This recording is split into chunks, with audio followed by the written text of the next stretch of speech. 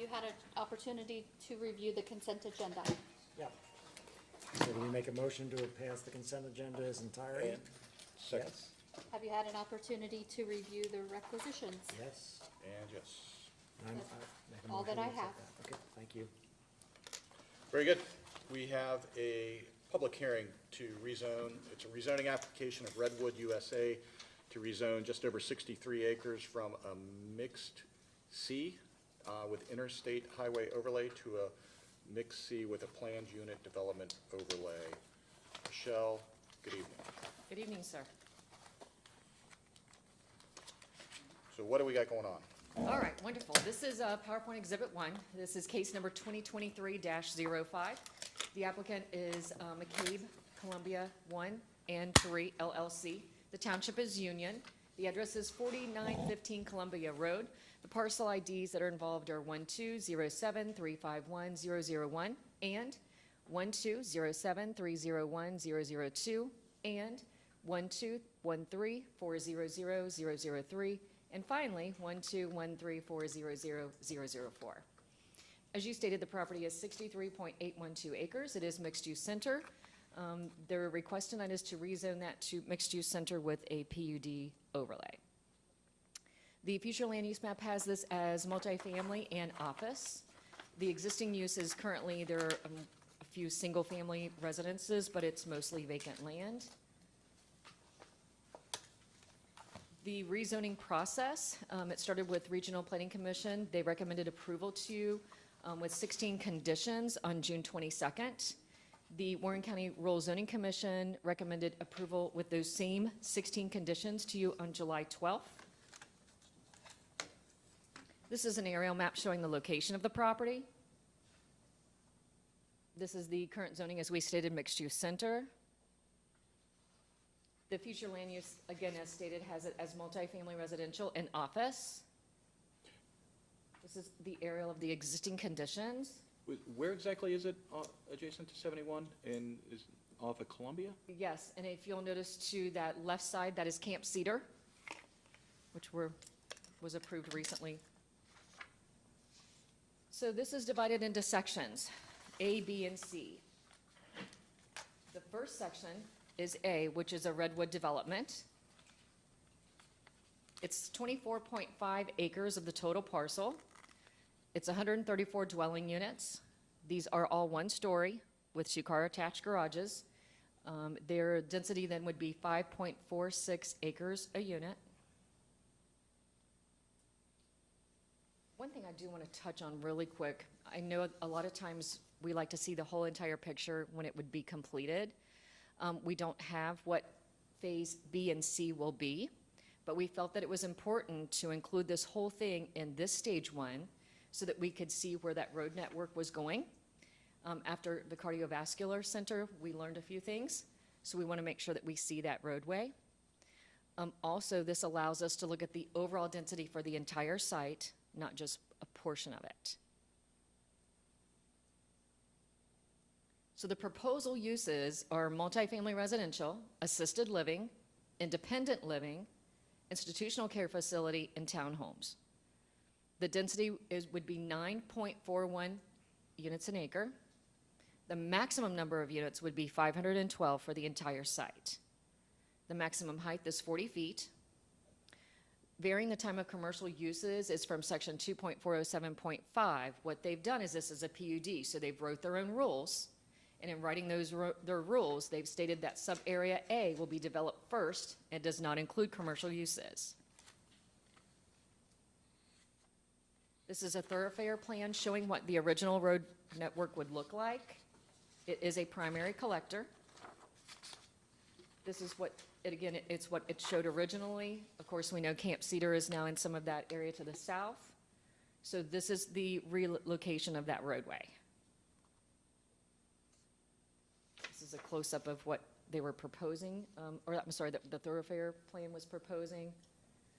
So one thing we want to think about is, again, we talked about where Camp Cedar is. There's 950 feet of roadway that is not completed there. Then there's also a small triangle that's not within this PUD. It's actually owned across 71 by another property owner. So in comparison, you can see our current zoning standards and the proposed standards. The parking dimensions, 10 by 18, it's a 9 by 18, not a lot of difference there. The multi-dwelling and multi-family, so a lot of times for institutional care, we had talked about institutional care, a lot of times we'll have a community living room, kitchen area, and then have rooms off of those. That either way, those living units or single-family homes would be counted in that number of maximum units, and the minimum would be 600 square feet. So it is for mixed use, it is 8 units per acre. Integrated development allows it to go to 432 units an acre. They're proposing 9.41 units an acre, which is 512. Let me go to the next slide, because what they're proposing is allowed. If the county commissioners wish to vary the density, you have the ability to increase that by 20%. So if you take the 432 plus 86, which is the 20%, you could approve this up to 518 units. They're asking for 512. So tell me about the current zoning again, Current zoning is mixed-use center, and when was that done? 2012. Do you have a picture of this again, that's a real picture? You just passed it. There, is that what All you're right, asking for, sir? Right, now, where is that in proximity to the RV or the campground site? Where is that? This is the back end of it right here. I see, oh, Yeah. okay. This is the campground. There's a McDonald's and restaurant strips. Is that campground used all year round? Evidently, from what I'm understanding, they have. Do they have permanent people living there?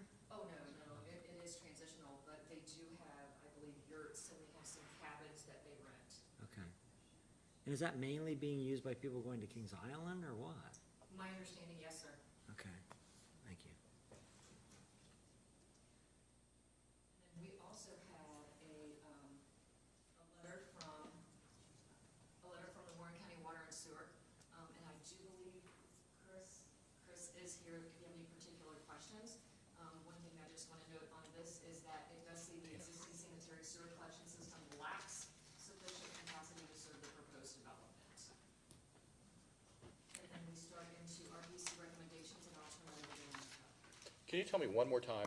Yes, sir. Current, what is allowed currently under the, Mixed Zip. use center, I can go right back to that, Chair, so yes, sir. So current zoning standard would allow 12 units an acre. They're proposing 36 units an acre. and the total units would be under current zoning? Under current zoning would be 432.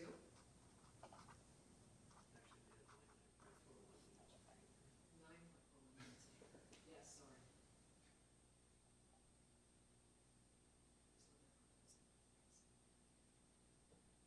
So basically, the change is increasing the unit density and reducing the square foot requirement per minimum, for minimum size for a multifamily unit. I'm just asking, that's essentially what's going on. Increasing the density. Yeah. And the residential would be developed first before the commercial. On this slide, so under current, 12 units per building, and they're saying 36 per unit, per building, but then the mixed-use units per acre is 8, but it's allowed to be 12? I don't understand that. This is in one building, so in one building they're allowed 12 units. What they're proposing, in one building there'd be 36 units. Okay? And, okay, so, and they're gonna explain why they want that? Of course, yes, sir. Right, sure, okay. We can go to RPC recommendations, is that okay at this time? Sure. So, my name is Ryan Cook, with Warren County Planning. I'll go through staff recommendation as well as the RZC recommendation. So the first one here, all plans and proposals of the applicant shall be made conditions of approval unless modified by one of the following conditions. Compliance with the Warren County Rural Zoning Code and the Warren County subdivision regulations and the adopted PUD standards. Number 3, a traffic impact study is required for the entire PUD approval. The developer shall comply with the guidelines of the traffic impact study outlined by the Warren County Engineers Office and shall be conducted with the assumption that the roadway, which would be Kings Island Drive, has not been connected.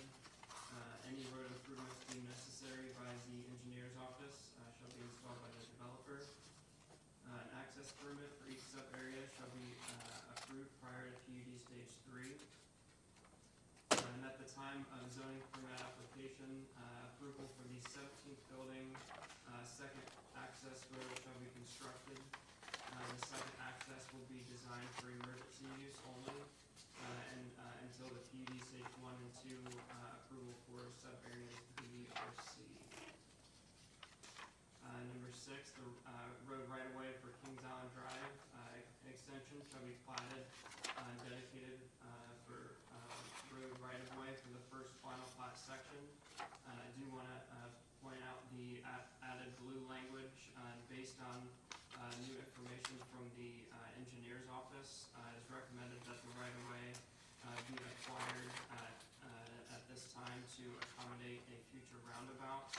And it was added language, and blue was not considered from the RPC or the Rural Zoning Commission.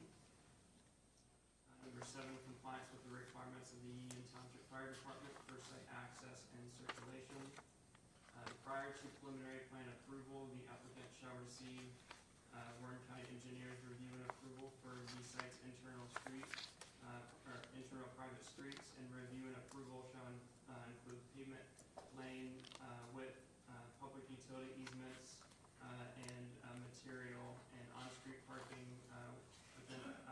is prohibited in sub-area A.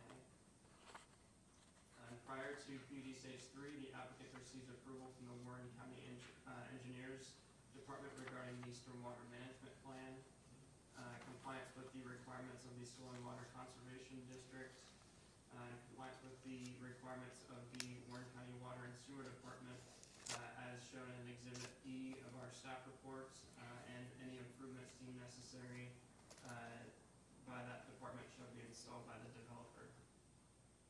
And all plans, or all proposed common open spaces and improvements, maintenance shall be ensured through the appropriate legal instrument to comply with Section 308 preliminary plan review and approval and dedication procedures of the Warren County subdivision regulations. Number 3, submit an updated concept plan prior to this meeting that identify the rear, side, and street setbacks and how they apply to each sub-area. Phasing plan that illustrates the first phase, including the associated constructed road network, a conceptual illustration of the required open space for sub-area A, and concepts for the compatible transition between single-family residential along Columbia Road.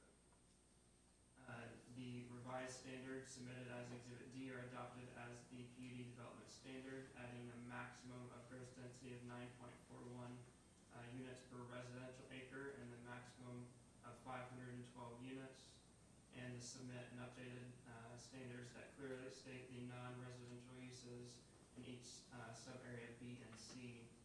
And any development within sub-areas B and C shall receive Stage 1 approval back before this board. And with that, that concludes everything from the RPC recommendations.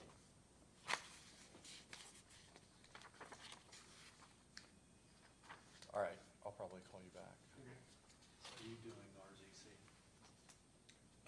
Can I ask a question, and maybe you're not the right person to ask this to, but when did the campground develop?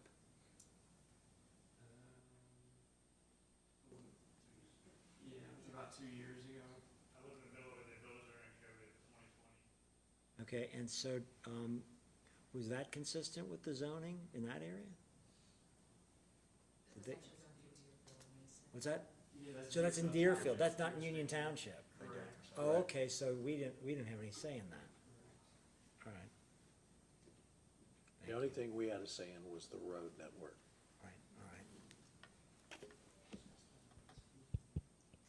How long has the zoning that's currently existing been in place for this location? Did it ever change? I believe it was in 2012 when the comprehensive rezoning for the county to mixed-use center. Michelle, do you know what it was before that? You're not sure what it was before that? Right. But for 10 years, it's been the zoning that they want to change from, correct? Yeah, well, the mixed-use center, yes. That's what I mean. Yep. All right.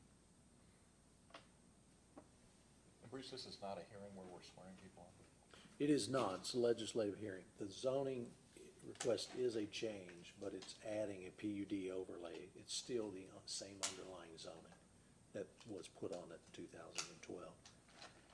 So by changing it, Bruce, that's what permits them to increase the density per acre? It permits you to decide whether you will allow them to deviate up to 20% greater. Okay, so That's do we, up to the board. so we have a 20% deviation as our discretion, Correct. all right? And what's the percentage of deviation here? 20. Almost the 20? full amount. The whole thing? 518 is the max, and they're asking for 512. All right. Thank you. Michelle, maybe you can help me again. So I've had these questions before. When this zoning was overlaid more than a decade ago, mixed use was not, is defined as not just residential. There's got to be a mixed component to mixed use, which means business, retail, actual businesses that come in to this zoning area to offset the cost of purely just residential. Yes, and what they're telling us and what they're hoping to do, from my understanding, and certainly we'll let the applicant speak, but they're looking to do some institutional care. Along with that, maybe some type of physical therapy centers, things of that nature geared toward those that are more immobile and stuck in those types of facilities. But certainly Mr. Thurman can probably give you more detail on the commercial that he's looking to draw to this area. But address for him the timing of that. Right. What they're asking is that, and that's what they're, in their PUD standards, they've asked that they do the residential first before doing the commercial. And that's a deviation from the way it would have to be. Exactly. That's something right. the board has the discretion to decide. Yeah. And we've had some of those before. You remember the Jeff Whelan property out on the old Kingswood Golf Course where they didn't want to do the commercial component first. Do they have to do the commercial component? What if they come in and they decide to change that? The PUD standards that they have submitted allow them to do any of the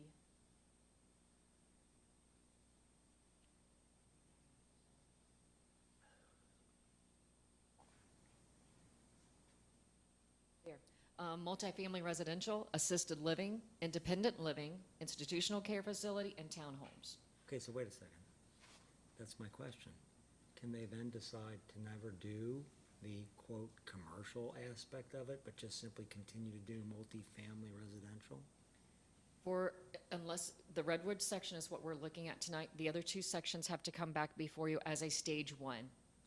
So if we do the Redwood, and then they come back with either that sub-area B or C as another residential development, that's a whole, it's a stage one all over again. But that's not exactly our question. Okay, I'm sorry. Bruce, this is a legal question, with these mixed-use centers, it's always promised, because it's the low-hanging fruit, let's go build the residential. Right. And then, oh, guess what? Interest rates went up, the macroeconomic environment went down, retail is terrible, I'm not doing it. But yet, we've got a bunch of apartments there. Is the rule that they have to develop the commercial first? Yes. So that's the number one question before us, is they're really asking for two things. Number one is a density bonus of upwards of 20% by saying we want a PUD overlay. And then number two is we want to go construct what we think the market will bear as of right now, as opposed to commercial. And our standard says develop the commercial first. That's correct. They're asking for you to allow them to do it the opposite way.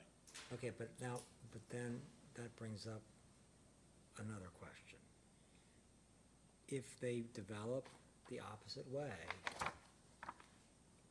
can we force them to do it with a development of the commercial aspects, or do they have the right to say, you know what, we don't want to do that at all, and we're going to revert back to some zoning that permits us to do residential units, and we're not going to do commercial at all? Is that something that we have discretion to prohibit, or is that something that they have the ability under the zoning that is currently there, or that could be there without our approval? Are they allowed to go back and then develop with more residential units, including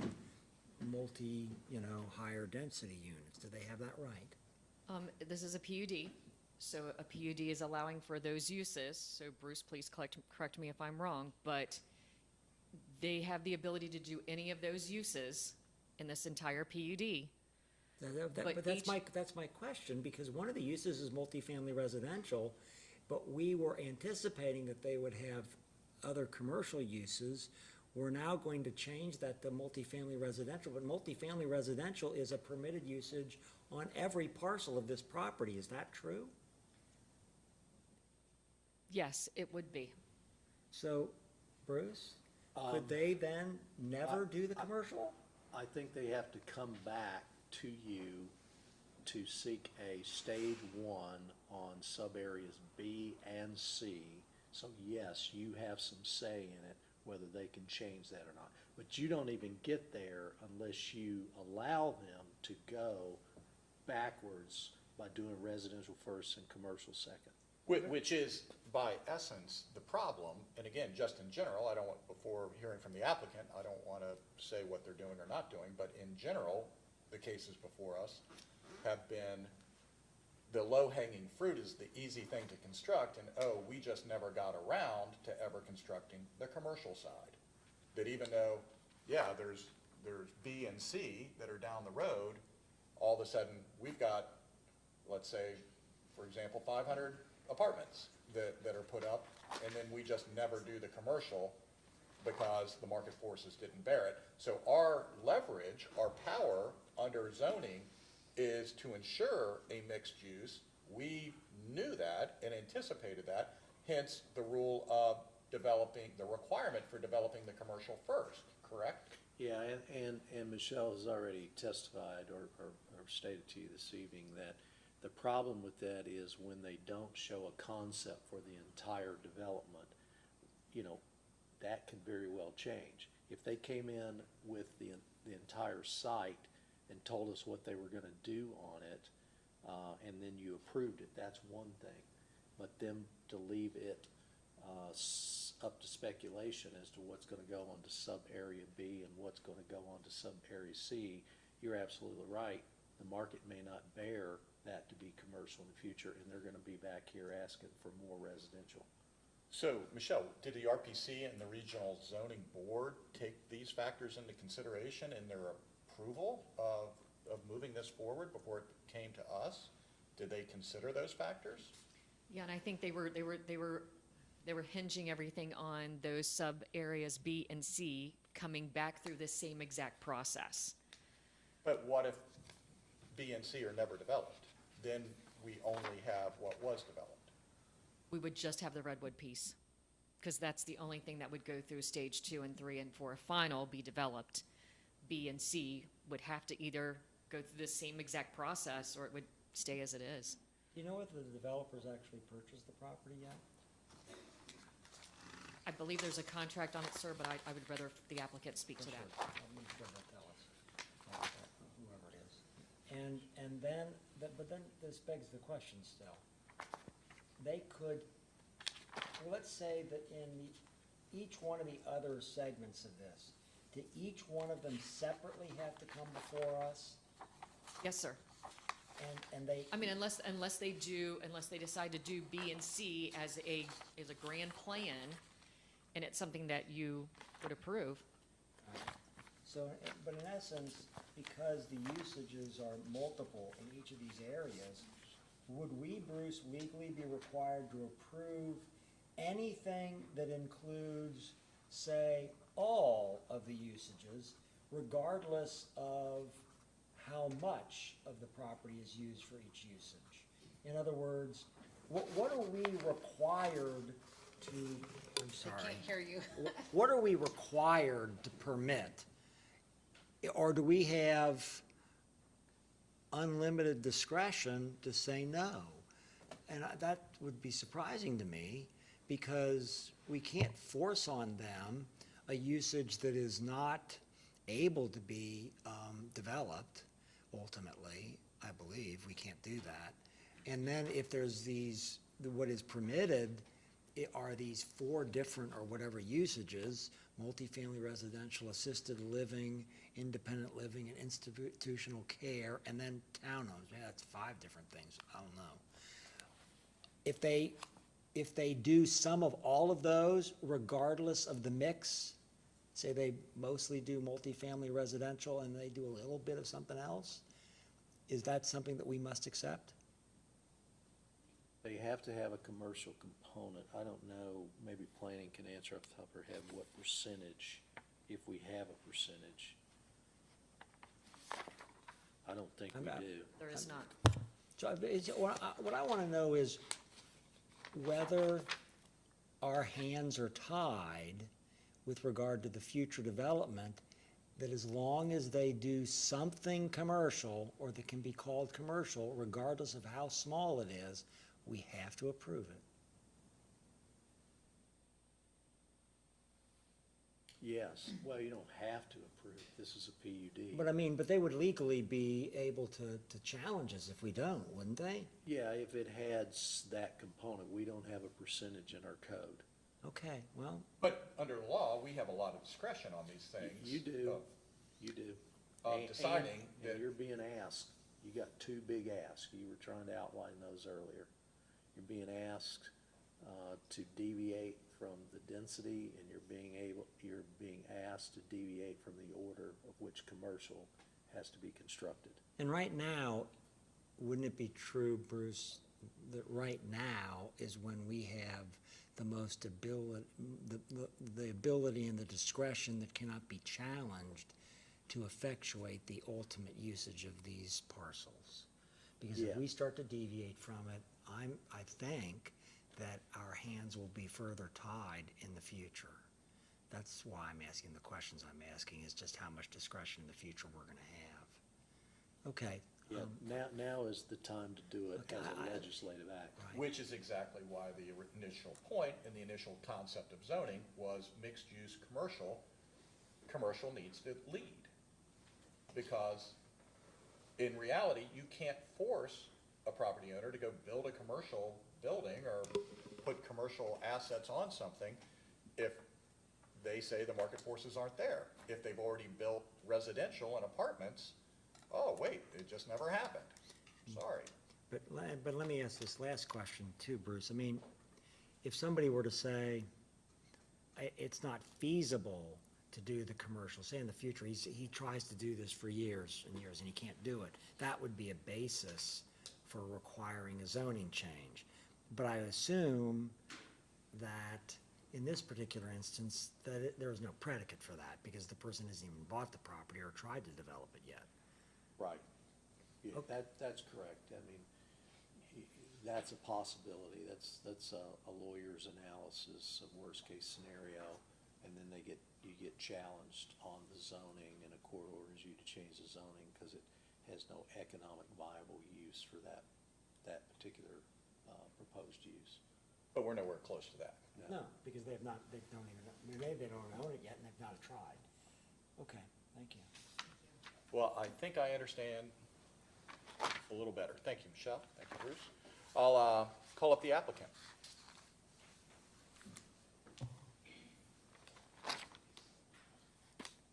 Good evening, folks. My name's Gregory Thurman. I'm the Vice President of Acquisition for Redwood USA.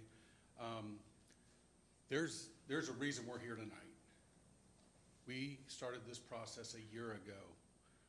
The first thing we did was walked into Neil Tennyson's office and asked about the thoroughfare plan. He said, the reason nobody's ever moved forward on this thing is because we need a 104-foot right-of-way through the daggone middle of this property. That's a heavy load for any purchaser of a property to try to put something forth on a plan and make the financial part of the pro forma work. So is that the yellow dotted line that we see in your? Is that so there's a slide that has a yellow dotted line. Is that the thoroughfare plan you're talking about? That's correct. Okay, so, and that requires a bigger road, and the reason that's on the thoroughfare plan, and we'll get to somebody who's gonna tell us how long it's been there, but that's a big road that's expensive for you to put in. It's a monumental project. Yeah. We sat with Neil at least 6 times before we even made application or, got to a point where there was a concept plan that made sense. So that's one big hurdle that we've solved here. And whether anything gets developed, let's say the world nearly implodes, you'll have a 104-foot right-of-way that ties together the thoroughfare plan that must be done by any applicant on this property. So we're willing to step up and make that happen. We have also put the right-of-way burden on our side of existing Columbia Road so that we do not have to burden the existing residents. And we've accepted the burden of the roundabout that will be at the intersection of new Columbia Road and existing Columbia Road. So that was the first hurdle. Then we had to come up with a plan based on topography, based on Camp Cedar, which is a dynamic down zoning indicator right there. I know it's not in this jurisdiction, but I've been in this industry 40 years and done a lot of work in the tri-state for decades. I got 30 redwood communities under my belt in the last 10 years. So anyway, I knew what the first hurdle was. The second hurdle was zoning. So the thing that hasn't been brought up yet, which needs to be brought up, is the commercial viability of the existing zoning was already considered inappropriate. In 2015, your comprehensive plan shows that this area is to be office or multifamily. They dropped commercial. There's no viable use for a mid-block section of this part of Columbia Road to be designated for mixed use. That was recognized by your comp plan. That's why your staff, your planning commission, and your zoning board all agreed that this is a plan that they would support. We didn't receive one negative vote out of all 3 of those entities. So, Can I ask you a question? yes, sir. So, there's a current thoroughfare plan that has that collector road in a different, different configuration. That's right. There's And then you pending. have a proposed thoroughfare plan with your new plan that is, it's kind of like, it's different. And who gets to decide that? Is that us county commissioners to decide to change the thoroughfare plan?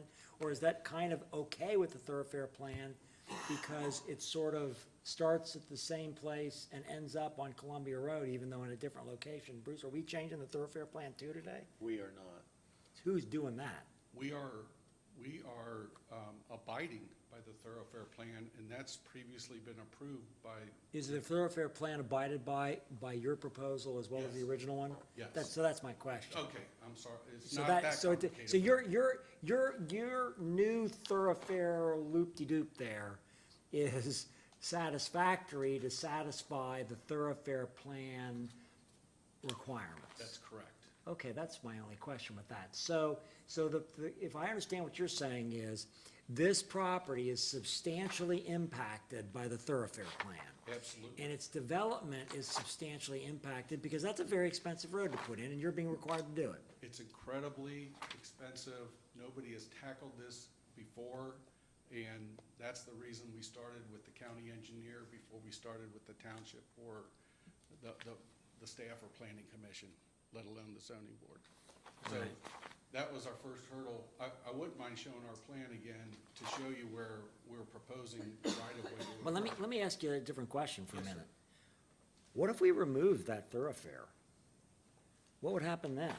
Because it looks to me like, okay, so you got this road that on Kings Mill deviates, goes over to Columbia, they take a left, and then, you know, it's kind of Right. like, okay, so I'm not exactly sure why, and maybe is the engineer here? I don't know. Why it seems to me that this thoroughfare thing is causing part of the problem, maybe. Because it's the economic burden of that you're trying to pay for. I would agree with that. In no uncertain terms, I was told the thoroughfare plan will not be deviated. Well, we've done that before, though. No, I understand that. I'm not saying we're gonna deviate from it. Yeah, I'm trying to come saying at you are it either. And you did so From under an compliance. extremely different set of facts. I agree with that. But do I understand, this is a proposed thoroughfare, the thoroughfare has not been changed. If you can put up what the actual current thoroughfare plan is, Well, what he's saying is that the current thoroughfare plan this is the document, current. That is what it looks like today. That's correct. That is what it looks like today, that right there. right there. There's That's what it looks like deviations of today. that 6 different plans. Right. So You it can has see not the been right-of-way changed. through Camp Cedar to the left of the golden line, golden dotted line. You can see that thoroughfare that's been dedicated and partially built. So let me ask you this. The advantage of the new thoroughfare plan is that it's a much easier traffic flow from that intersection at Kings Mill Road. And the current one, at least, would have kept a lot of traffic and would have been shunted way down to the north. Your plan, you know, shunts that traffic back to the road pretty quickly. There's a natural crossroad there with Riverwalk. Well, that's what your engineer expressed. So you're talking about your big, holistic, 30,000-foot issues. Number one, thoroughfare plan, right? Absolutely, Number two, you talked about zoning. correct. Number three, are there sewers there? There's an existing lift station that's inadequate. Many times throughout my tenure as an acquisition manager, we go in and build the infrastructure. So this is not an uncommon situation. It's not built to serve acres and acres of unused or unzoned property when it's initially built, and it's commonly rebuilt and upgraded when demand is sought. We do that frequently. So now, So just because, but would you own the sewers or do we own the sewers? No, they're public sewers now. That lift So- station's public, so we will build it to public standards to accept our effluent from our development. Bruce, is that something we have to do? No. I don't think so. okay, so let's go back to this plan you've proposed, and the fact that you're only coming here today to have this multi-unit, higher density, you know, residential site approved. Why wouldn't you today tell us that you're phasing this and show us? They can't, for the I'm tape. sorry, You got it. why is it that you're not telling us what you're gonna do with the other areas today? Well, we have in a sense. We've limited the density in those areas. We defined maximum height, the building types. It conforms with your comp plan, and that's where the comp plan is the guiding factor for the future that was written after your current zoning situation in 2012. Bruce, is the comp plan a legal document that we have to follow? It is not legally binding It's under advisory. Ohio law. It's That's what I thought. a Yeah, okay. recommendation is all. Generally, I know the answer before I ask, but I just want everybody to know, Yeah. so. I understand that too. All right, so do you plan on putting in the other 5 approved elements someplace? Or are your plans to just put in higher density residential? No, on B, it's higher density, 3-story residential that has a limit of 40 feet high. That's on the application that we requested. On C, we anticipated an assisted living with memory care and independent living as well. We have relationships with folks that have interest in doing that. I'm Redwood. I happen to be taking all of the acreage. So I have to come up with some form of plan to build it in different phases. Once I purchase the land, which I have not, that was one of your questions before, I'm under contract. Once I purchase the land, I can assure you, it's not in my best interest to carry the land. Understood, sir. And again, none of my comments are directed at I you understand. directly. You've been doing this a long time. You understand, our position here of trying to protect the public. And I want to be fair to you. Take a step backwards before because I see several problems that we're going to get into here in a second. But tell me, what are you trying to accomplish? Are you just trying to build apartments? You're talking about assisted living? You're talking about nursing homes? What are you trying to accomplish here? And we haven't talked about the commercial element, which admittedly, legally, you're supposed to do first. So what my prosecutor, my attorney over here is telling me is you're required to do that first, so I'll take his opinion. What are you trying to do? We're trying to build a synergistic 64 acres worth of residential. There could be a corner that is suitable now because of the new hospital that would create some commercial demand at the intersections for physical therapy, doctors, things of that nature that might come down the street. But I'm trying to build a Redwood neighborhood, a multifamily. Well, I don't understand what a redwood neighborhood Oh, I'm sorry. means. It's I don't know what that means. Yeah, it's a single-story, low-density. You would consider 12 units an acre, low density? I don't do that. I'm at 5.5 units an acre. Oh, that's in much better. sub-area A. That's why the aggregate zoning would be at 9 DUAs versus the existing zoning is allowable up to 12 dwelling units. You realize you're in Warren County, and high density to us is like a half an acre. Understood, but Okay. the current zoning allows 12 dwelling units per acre. And Right. We're slightly down zoning. In a mixed-use development, and understand that, again, we're not against every high-density development that's coming forward. That part of being a balanced community, you have to have some of those areas, and a lot of times adjacent to highways are good areas to put those. However, there are other factors that are involved here, especially when you're talking about this particular community, and this particular community being so residentially heavy as opposed to commercially heavy, and that gets into property taxes, that gets into school funding, that gets into all sorts of dynamics that we consider when it comes to the well-being of the community. And when I hear high density coming in, and even though my lawyer is telling me that the commercial is supposed to come first, you're saying, hopefully we'll do commercial down the road. I don't want to do commercial down the road, honestly. I am trying to get this zoned that is in compliance with your comprehensive plan, which has no commercial on this 64 acres Well, identified. good luck with that. Well, that's what I'm trying. Yeah. That's what I brought to the Well, table. why wouldn't you ask to rezone the entire property? I mean, because all you're doing is a PUD on top of a mixed-use development. And mixed-use developments, by definition, are residential and commercial. Bruce, am I wrong there? Yeah, the PUD's for the purpose to ask for the deviations. Otherwise, he couldn't do the deviations, because the code explicitly. So the PUD that's requested is eliminating all commercial requirements? It's asking the board to deviate, no, not the commercial requirements, it's just change the order around. Without the PUD, the code requires the residential component to either be done simultaneously or after the the commercial. And they're not wanting to do that because this gentleman doesn't do commercial. And we're not gonna be the developers of B or C either. You're just a residential developer. You're gonna be That's selling, correct. you're That's all just, we do. if you're gonna get this other stuff you're talking about, you have to get somebody else to do it. That's Right, right. We have right. relationships with. Yeah, those and types of what's the entities. current units per acre permitted on this property for what we call sub-area That's A? 12. 8.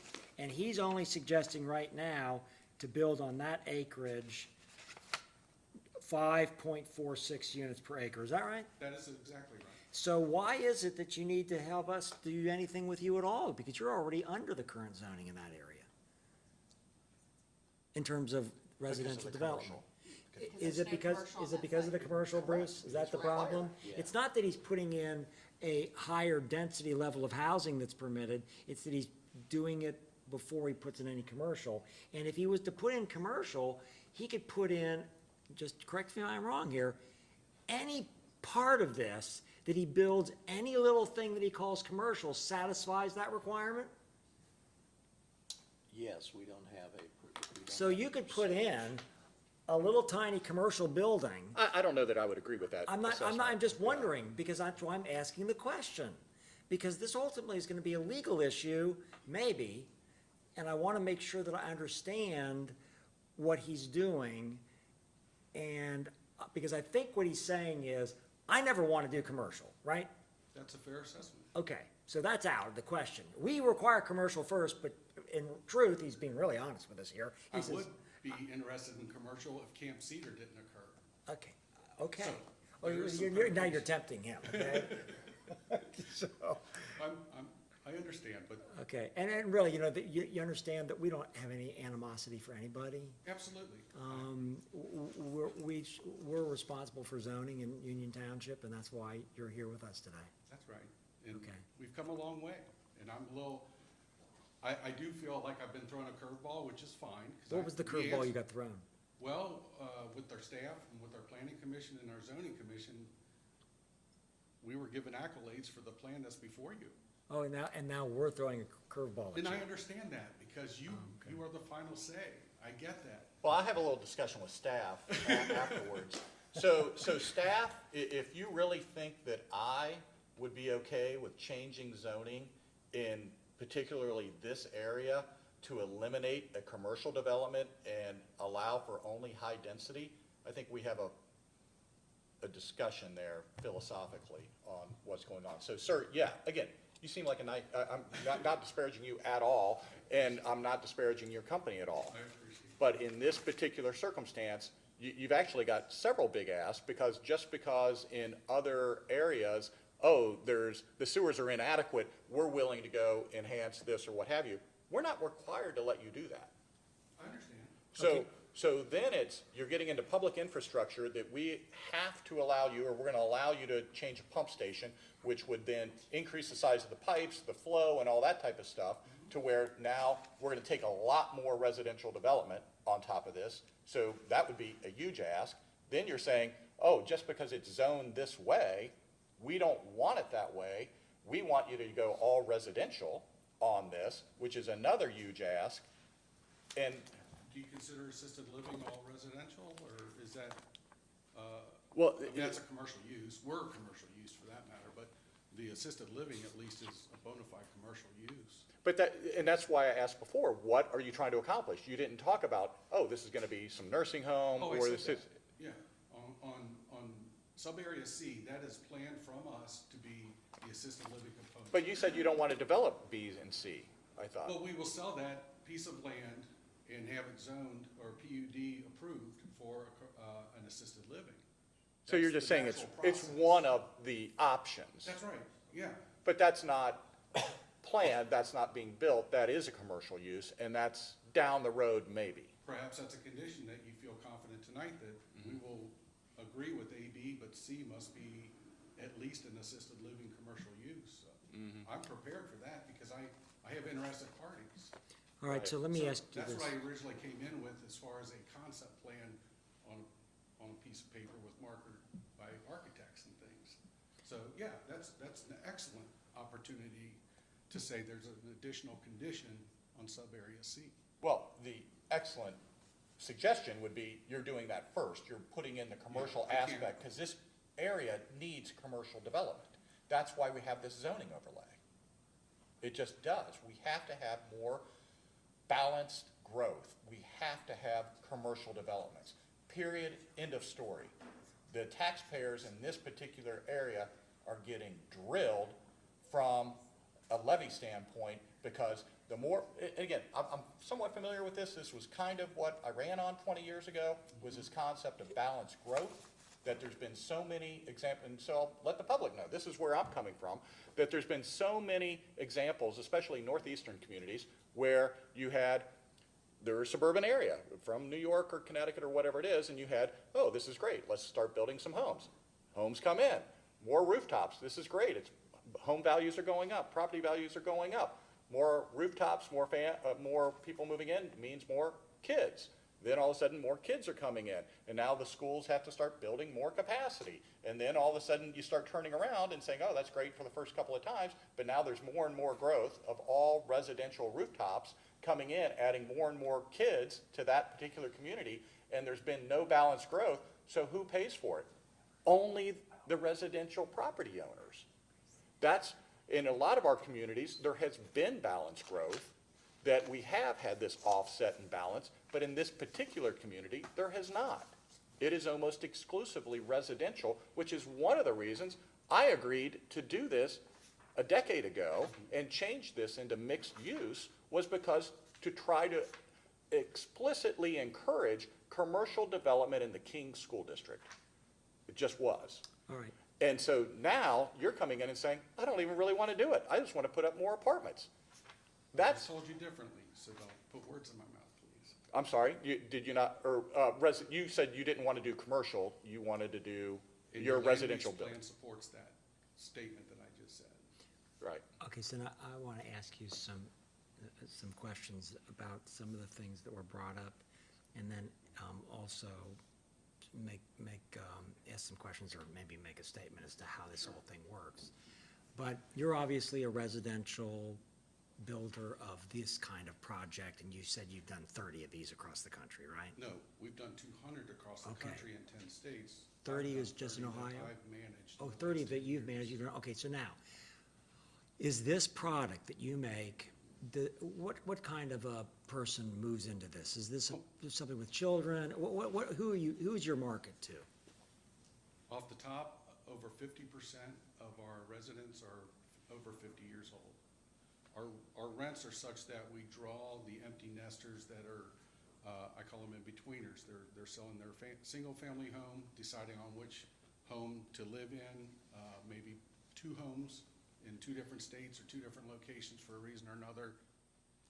But mostly in a Redwood neighborhood, we have empty nesters and young professionals. Okay. I can show a picture of the typical resident in any neighborhood. 'Cause No, I've walked in I'll neighborhoods, accept, you've got experience, you've got hundreds of people, hundreds of developments you've done, 30 that you've been personally involved with. So basically, you're telling us that this generally is not an area that people come in with small children that are no. going to the schools. All right, so then my next question is this. What is the price point for your units? We average 1,900 to 2,600 a month. We Okay, are so not- these are rental units? These are rental units. Okay, and so, tell me, do you have an analysis, a pro forma, which you have, that you can tell us is the general median income of the people that go into your Yeah, units? it's over 75,000 per household. Okay. We do income and All verify right, financials. now, so that the public understands this, townships make money basically in one and only one way, and that's through real estate taxes. They don't make money through an income type tax or an earning tax unless they do a joint economic development district with the city, in which case they can share in some sort of a earnings tax revenue.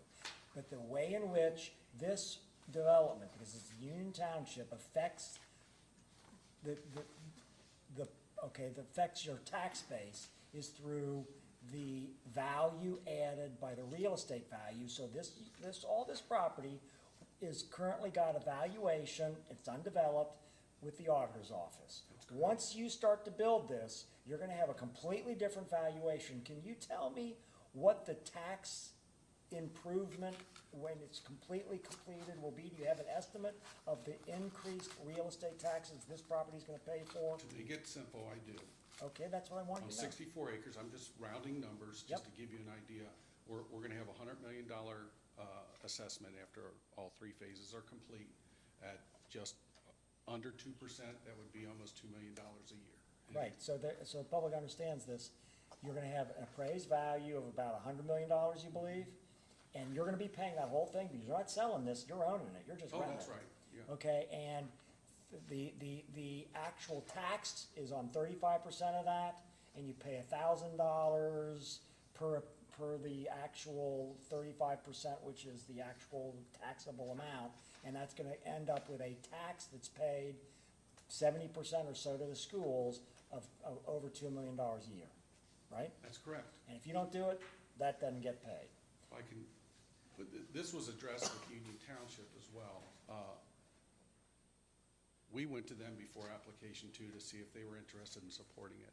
And Okay, now, let's go back to where, so your neighbors, who I think are probably all in this room, and I'm imagining that when they get to speak, they're not gonna be jumping for joy about this. I'm just guessing that that's the case. And maybe you've persuaded them, or maybe you've already talked to a lot of these people, and maybe they're all gonna tell us how this is hunky-dory and they wish that this would go forward. But usually, people in that position don't come to these meetings. That's right. So, and the typical things that we hear from people that they're concerned about are, one, it's their impact on their values of their homes. In other words, is your development going to adversely affect their property values? And the next thing that they often worry about is, are you gonna put in a whole lot of traffic that's gonna affect them? Now, of course, because of this thoroughfare plan, you know, you might think that that wouldn't be the case, but you've kind of deviated the road so that you're shutting it out here, kind of going right past some of them. But really, I think that a lot of your traffic, you tell me, you're gonna do a traffic study, is that right? That's correct. You've not done that yet, have you? Just cursory, preliminarily. All right, so when I look at this, an awful lot of your traffic probably is gonna go to I-71. That's correct. And they're not gonna go out to Columbia. They're gonna go on this new thoroughfare you're putting in, this extension, you know, they're gonna go the other way. They're gonna go towards the highway, and they're not gonna go out.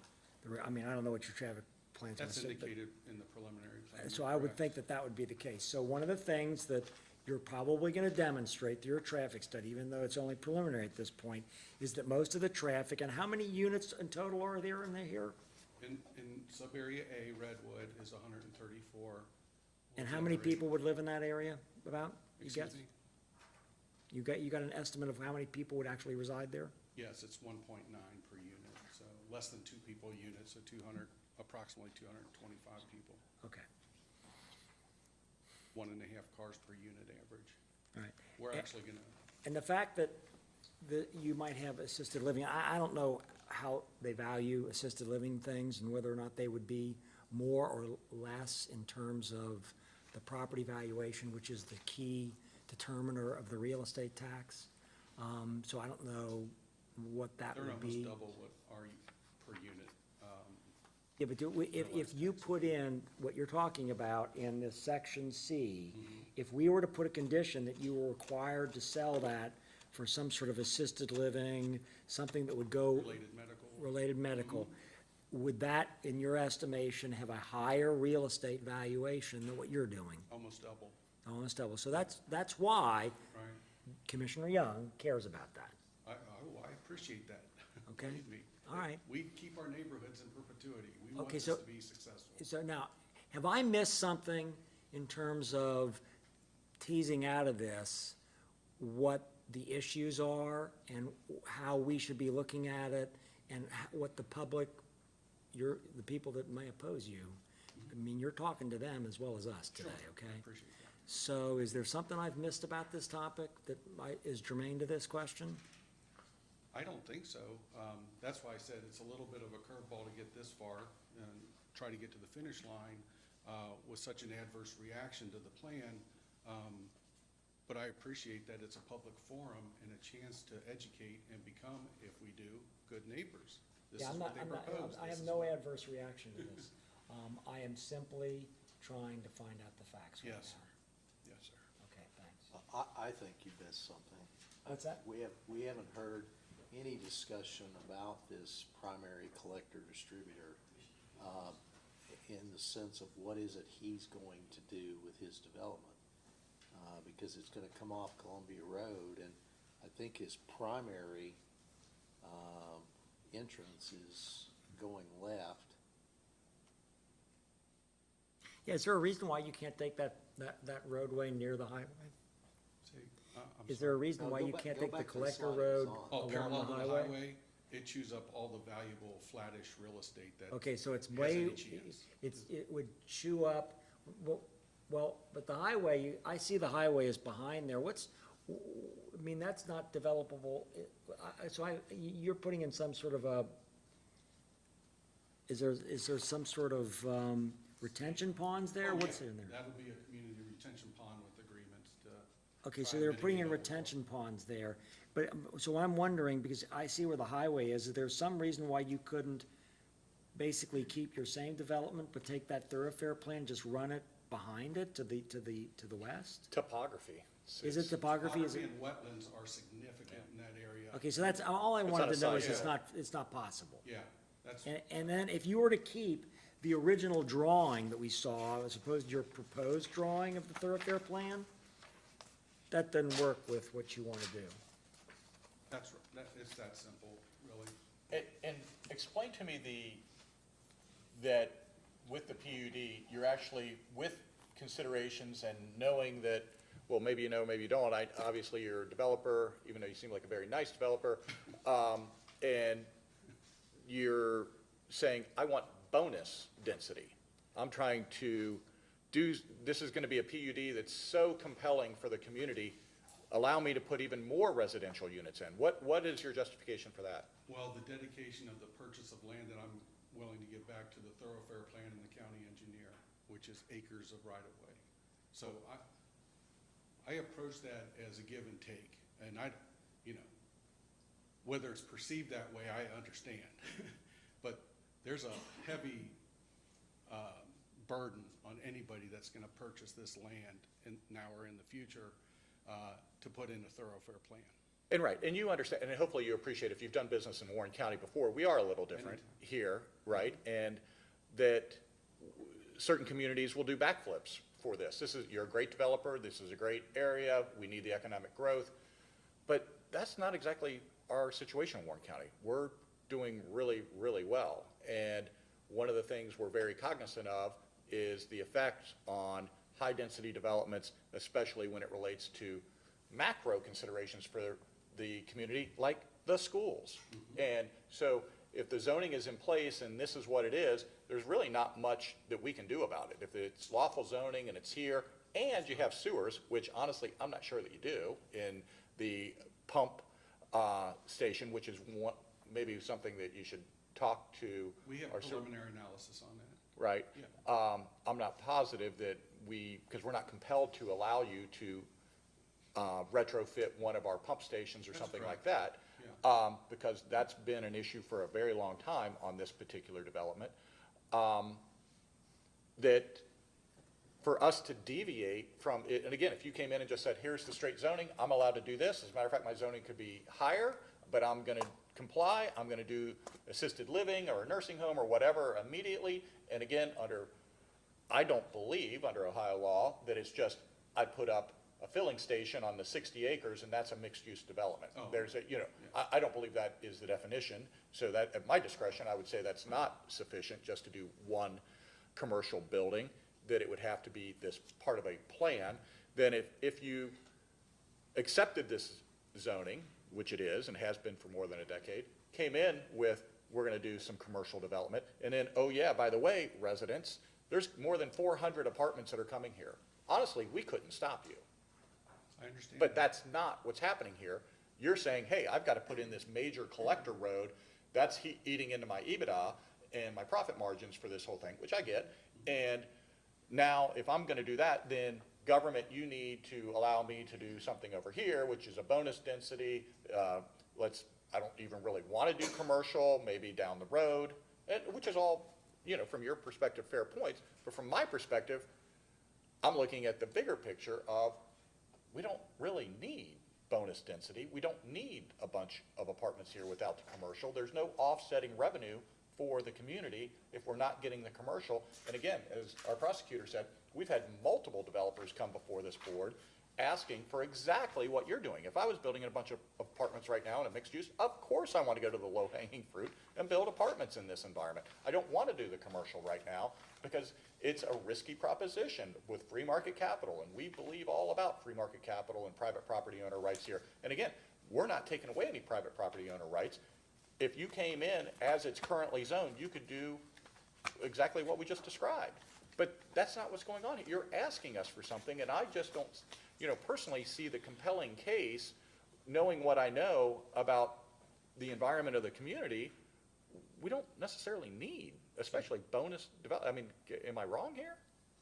Yeah, I would argue that. Okay. I would debate that. The fact that we saw Camp Cedar develop to the north of this took the viability for mid-block commercial out of the picture by. Well, explain that to me. What? So you got a resort of campground, okay? So that is not exactly your highest and best use of a commercial intersection there at, I think that's Kings Mills where they built the new one.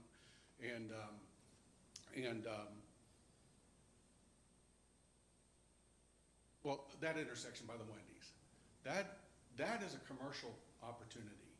I've seen that commercial space there right behind the Wendy's turn over so many times in the 30, 40 years I've been developing in Southwest Ohio here. The commercial viability, going through Camp Cedar, trying to connect through a thoroughfare road into something that would be viable for a mixed-use business to stay in business long-term has long gone away. And I appreciate what you're saying, because commercial, that's the golden. I go eat at El Jinete all the time. Yeah. Right there. And there's no, if you think that mixed use is the right answer, your comp plan doesn't identify that, which I argue that that's your future and was written after your zoning was written by 3 or 4 years. So But sir, didn't you also say that assisted living, medical, there is a major hospital being built, literally, the landscape is changing. Right. There is not much raw land right around there. So I thought you were actually saying that. I was talking about a small office building with 10 doctors and 100 parking spots. That is not off the table, but that's not my target. I don't think that is a viable target in commercial real estate. From my standpoint, you've been very straightforward. I appreciate you. You're very reasonable in your position. I don't know that I agree with it, but you've been very reasonable in what you presented. Yeah. Okay. Could you ask him to distinguish about this thoroughfare? He keeps using the word dedication. He's only going to build this thoroughfare from Columbia Road to the left to his main entrance. That's all you're going to build. Then you're going to dedicate right-of-way from there up to the common property line with Camp Cedar, correct? Yes, that'll be built in phases as each sub-area is built. But you're not gonna build it. And you wanna market sub-area C to someone who then has to take on the burden, and in their due diligence, they're gonna find that out, that they've got to construct that primary collector distributor. That'll be predicated in any contract whatsoever. We're meeting in Neil's office tomorrow to discuss the phasing of that thoroughfare plan. But yes, we are dedicating 100% of the right-of-way that's required for this thoroughfare plan to be initiated. Right, but you're only building a small portion of it. For each phase. So phase A will dedicate all the right-of-way and the road widening that goes down on sub-area A. Sub-area B is the remainder of Columbia Road as it exists today. That will have to be built. Well, because you gotta build that to get to your place.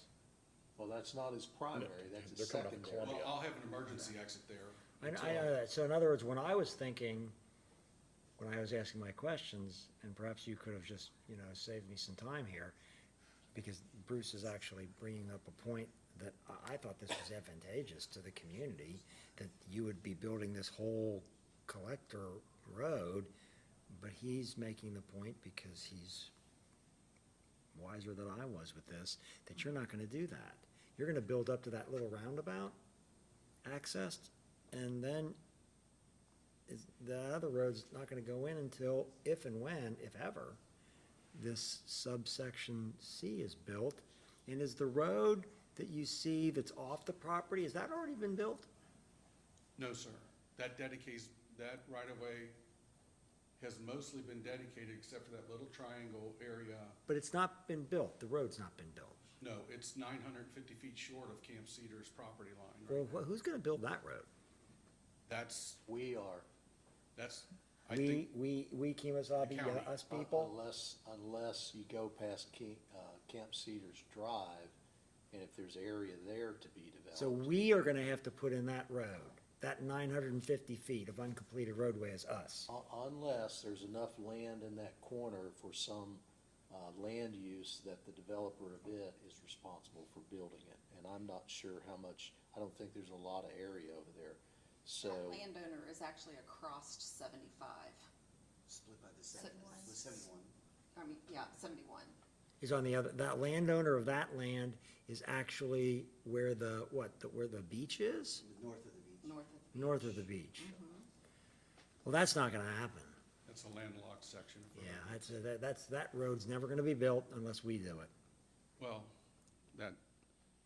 that works against your suggestion that this is a commercially viable strip. Now, I think I'm there's gonna be concerned about it, access because to it. frankly, if we don't do your deal, who would ever develop this site?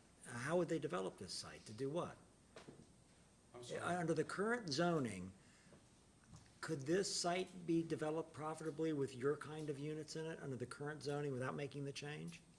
Because you're not maxing out under the current zoning, you're allowed to do your density. That's a great question. So why is it that you're not? I wish I could, honestly. Yeah, but you can't, because you can't do it because of the thoroughfare plan. And the topography where I have sub-area B and C is gonna require sub-basements and basement So construction. here's what I'm wondering. Yes, sir. If you can't do it because of the topography of the site and the thoroughfare plan, and even though your development actually meets the density of the current zoning,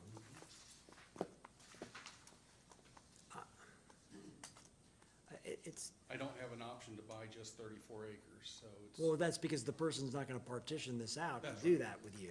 yeah. Well, they've been trying for 20 years to sell it, but Well, yeah, and that goes back to another point, which is that whoever owns that property, and do you know who owns the property, Bruce? which property again? The one we used under contract to buy. the McCabe's and The Traeger. McCabe family. The McCabe family, have they Yeah. been trying to market this and sell it with the current zoning for how long? It's been on the market a long time. I don't made know. an offer in 2006 with Hills. Okay. Well, I mean, if somebody's been trying to market something for 20 years and can't do it, That's the nut I've been trying to crack. and oh, I understand. Yeah, Okay. so. I appreciate the questions because it throws everything on the table.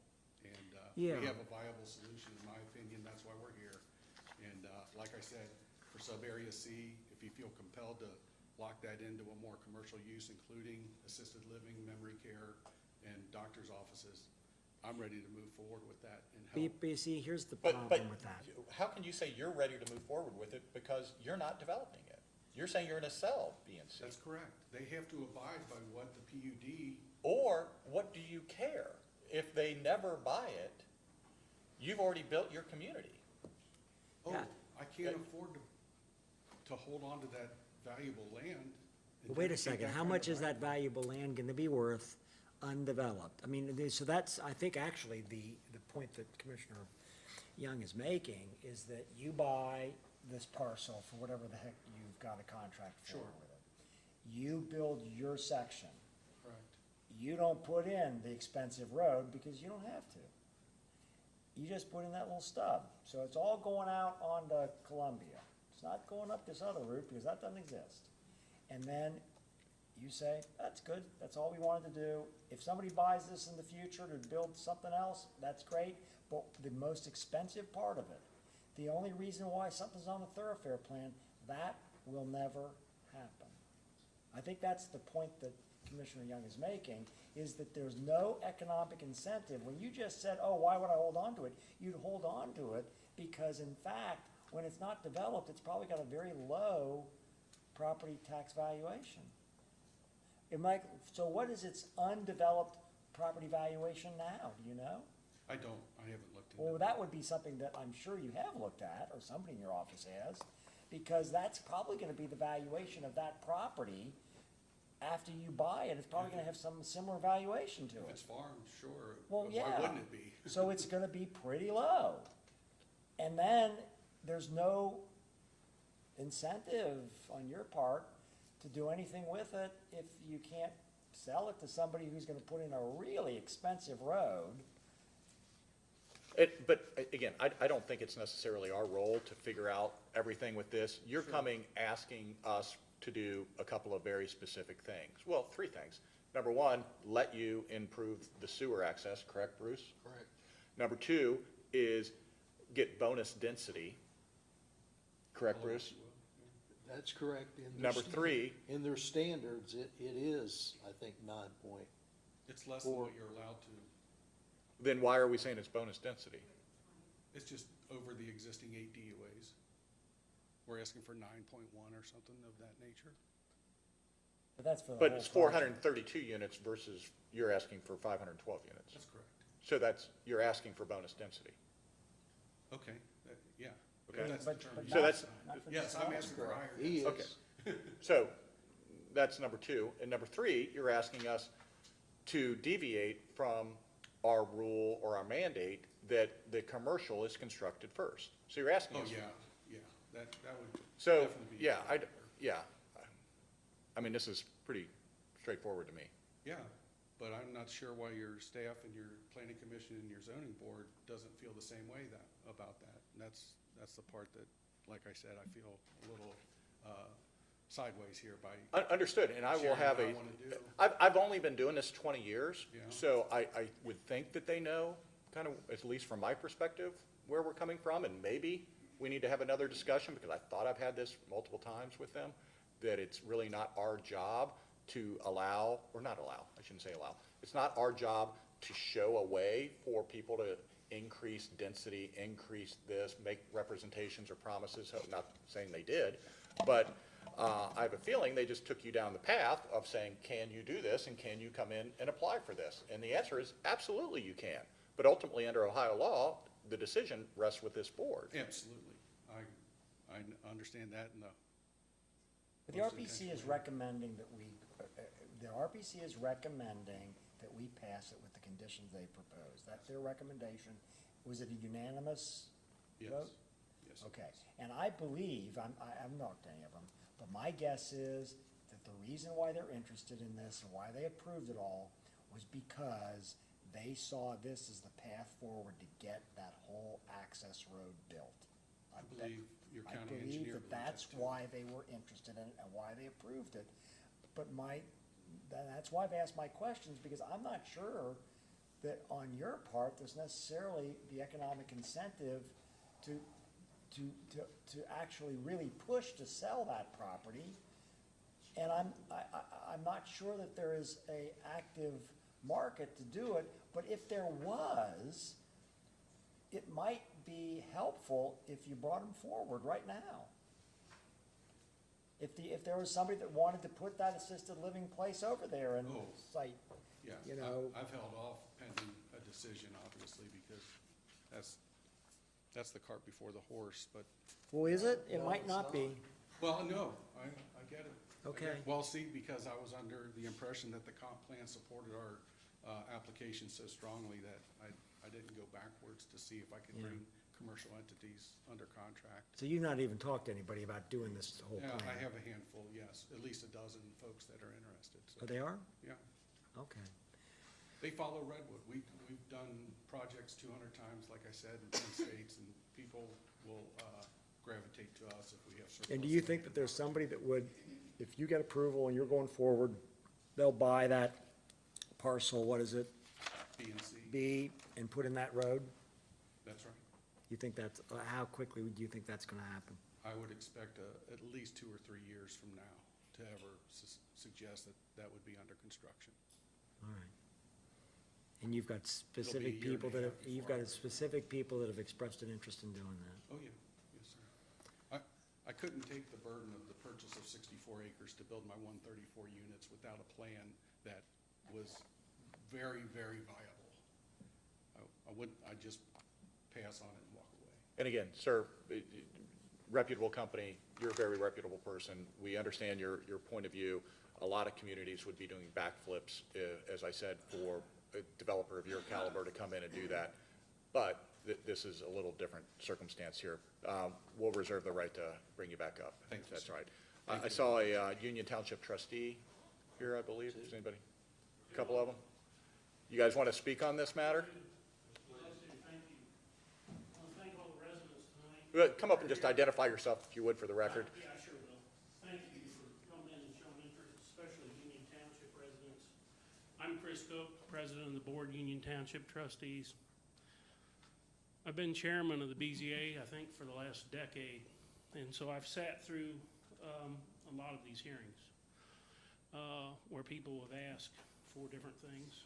And I think one of the things that the trustees are concerned with, first thing was that Redwood came to us right up front. The last time I was here was 2015 to speak about Highlands of Heritage Hill, which wound up being a fabulous development.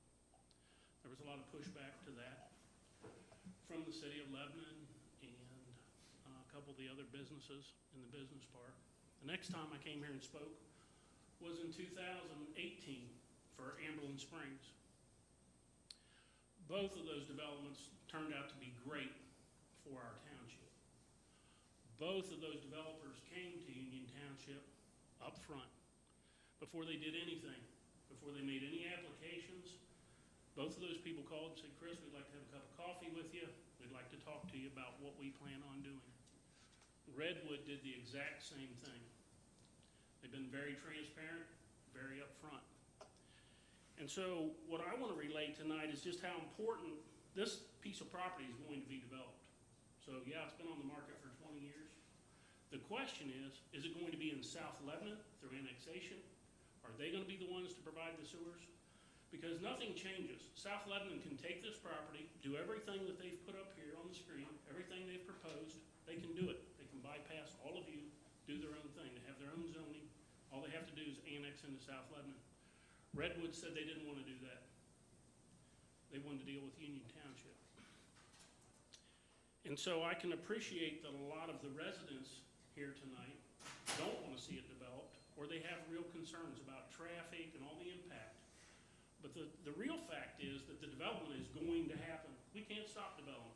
You can shut it down tonight, you can postpone the meeting, you can tell the man no, but you're not going to stop the development. It's going to happen. It's just who's it going to happen with and how's the impact? And that's what I'd like to talk about just for a minute is what's happening in Union Township, because we have a major point of contention that's coming up. 2004, they TIF'd the property down there that holds Kohl's, Target, Lowe's, Mike's, GE Credit Union, the new Redwood subdivision that's in South Lebanon, the Miller property, all of that is TIF'd. And we're receiving somewhere around $1,800 a year total from all of those properties to run our fire department. We're running a deficit right now of about $400,000 to $500,000 a year in tax revenue that we're providing fire services for, okay? And even last night, there was a second reading of a new TIF on an $83 million unit that's being proposed to be built. And no money is going to be given to the fire department at all. So it's a real serious thing. So, you know, our desire as a board is that you would provide sewers through the county sewer department, that you would see to it that there's an agreement that's made, and that this proposed use with conditions would be approved. So I'm here with Mr. Vonderhaar. He's here with us as well. But that's our view of it, because we understand, and I've sat through all this. I've been through so many meetings, sitting in that exact chair, listening to folks out here talk about what's going to happen if we approve the variance or the conditional use or the site plan. And I get it. Those are real concerns. But you have to have all the information. And the information is, if you tell this man no and he walks out of here, that's not the end of this story. It may be the end of his story, maybe, maybe not. I don't think it would be. But the property is going to be developed. So you think, Chris, Yes. that if we, I'm sorry, if we do not approve this tonight, or, and we may postpone a decision tonight, we may not immediately act on it because there's only two of us here, but if we do not approve this, that they go to a different jurisdiction, in other words, and the reason why this is significant for all of you in the audience, this is in Union Township. Union Township zoning is controlled by this board. We do the zoning. That's why they're here tonight. Now, when you have contiguous property to a city, Trustee Cook mentioned South Lebanon, the owner of the property can seek to get into and petition to get into the city of Lebanon.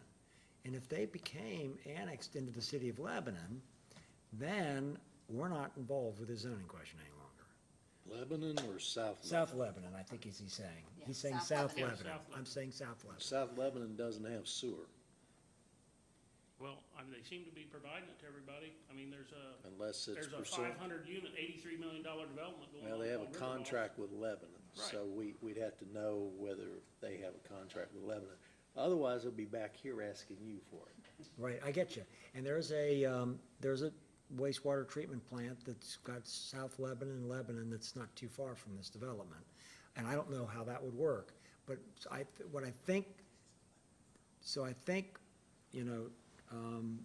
what you're saying is that you think that our action tonight, if it's negative, will be an impetus for them to work with South Lebanon, to annex into South Lebanon, where you are fearful that they will annex and then get the zoning they want. Is that the point you're really making? Without putting words in my mouth, yeah, I would say that is a concern of ours, that they could move into an annexation agreement with South Lebanon, and we would be stuck, as we are currently, providing fire services to all of the development.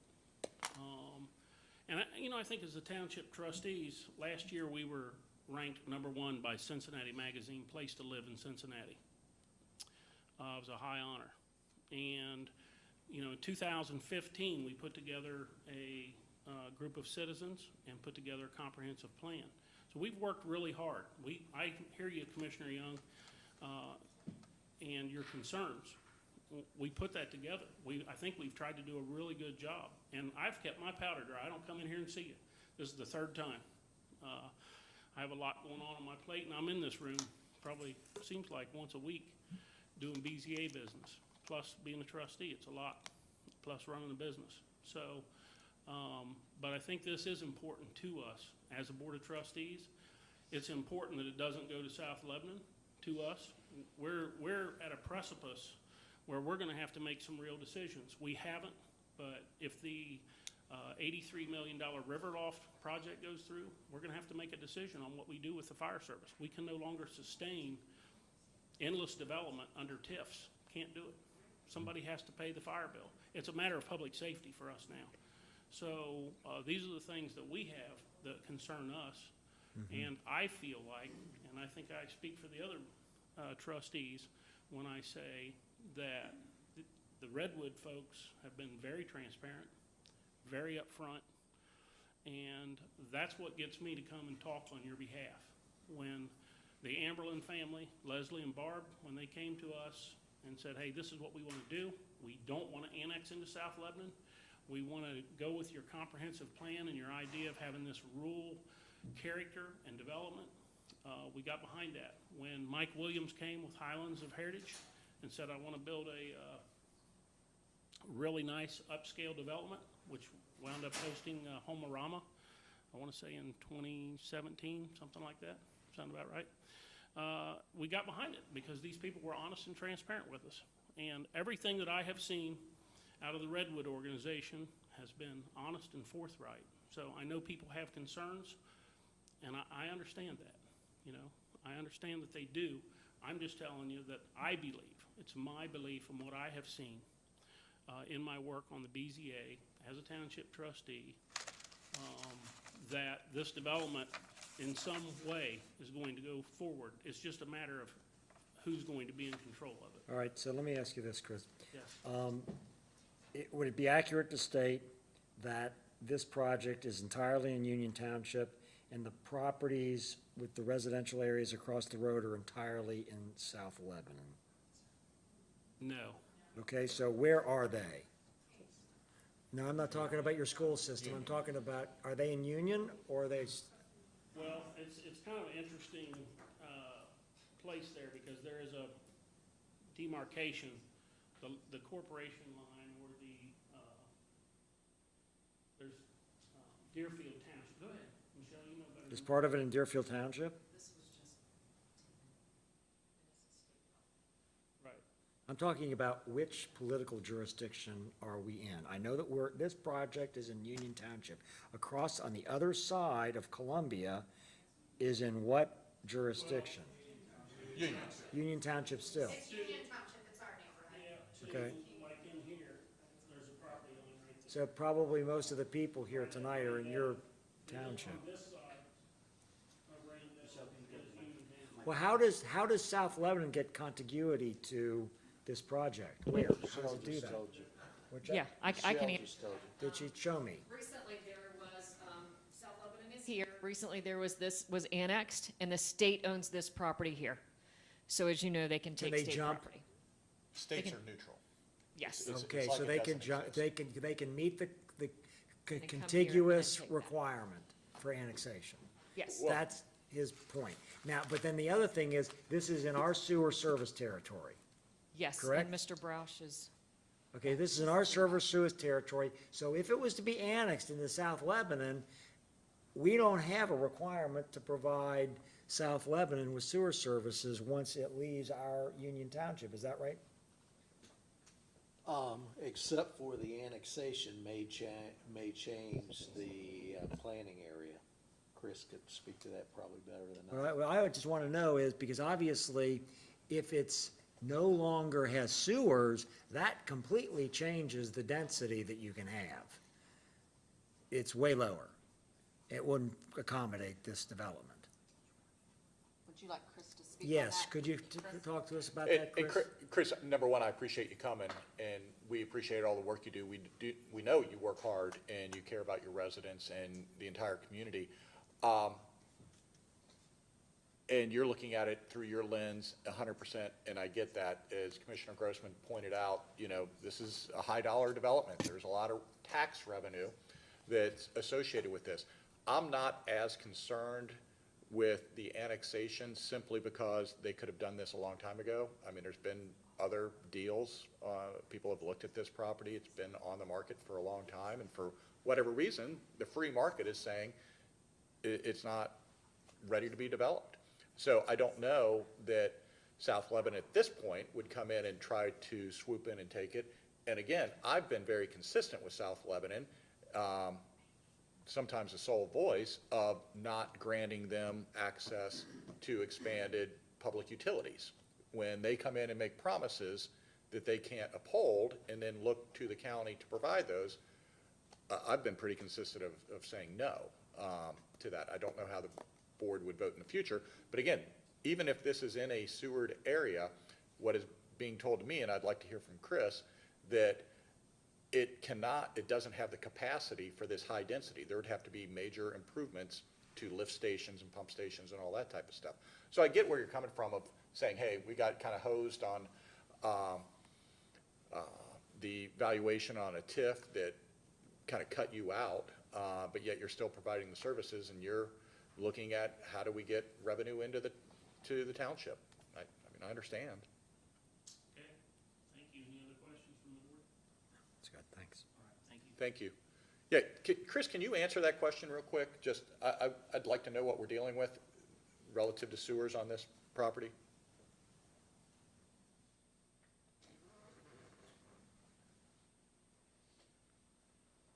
Good evening, Commissioners. Appreciate you having me here. Chris Broush, Director of the Warren County Water and Sewer Department. We do have water to the property. It's along Columbia Road, and we issued a letter to the developer back in June regarding water and sewer service. And we did write in the letter that sewer for us is very challenging because we just don't have the infrastructure in this area. You know, our treatment plant is located 2 miles, 3 miles downstream of this location on the Little Miami River. So the flow has to make it all the way to the treatment plant, and this is on the outskirts of our collection system.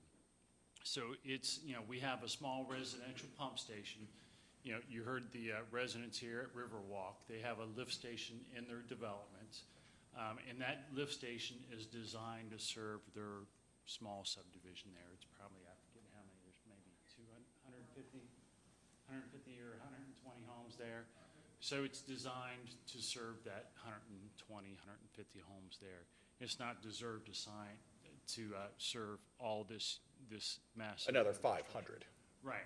So if it was to receive service from us, that lift station or a different lift station that would be for the development would have to go in. You saw the Camp Cedar. They had a similar issue. Where we lack sufficient sewer capacity for them. So what they ended up doing was building a private lift station that serves their developments.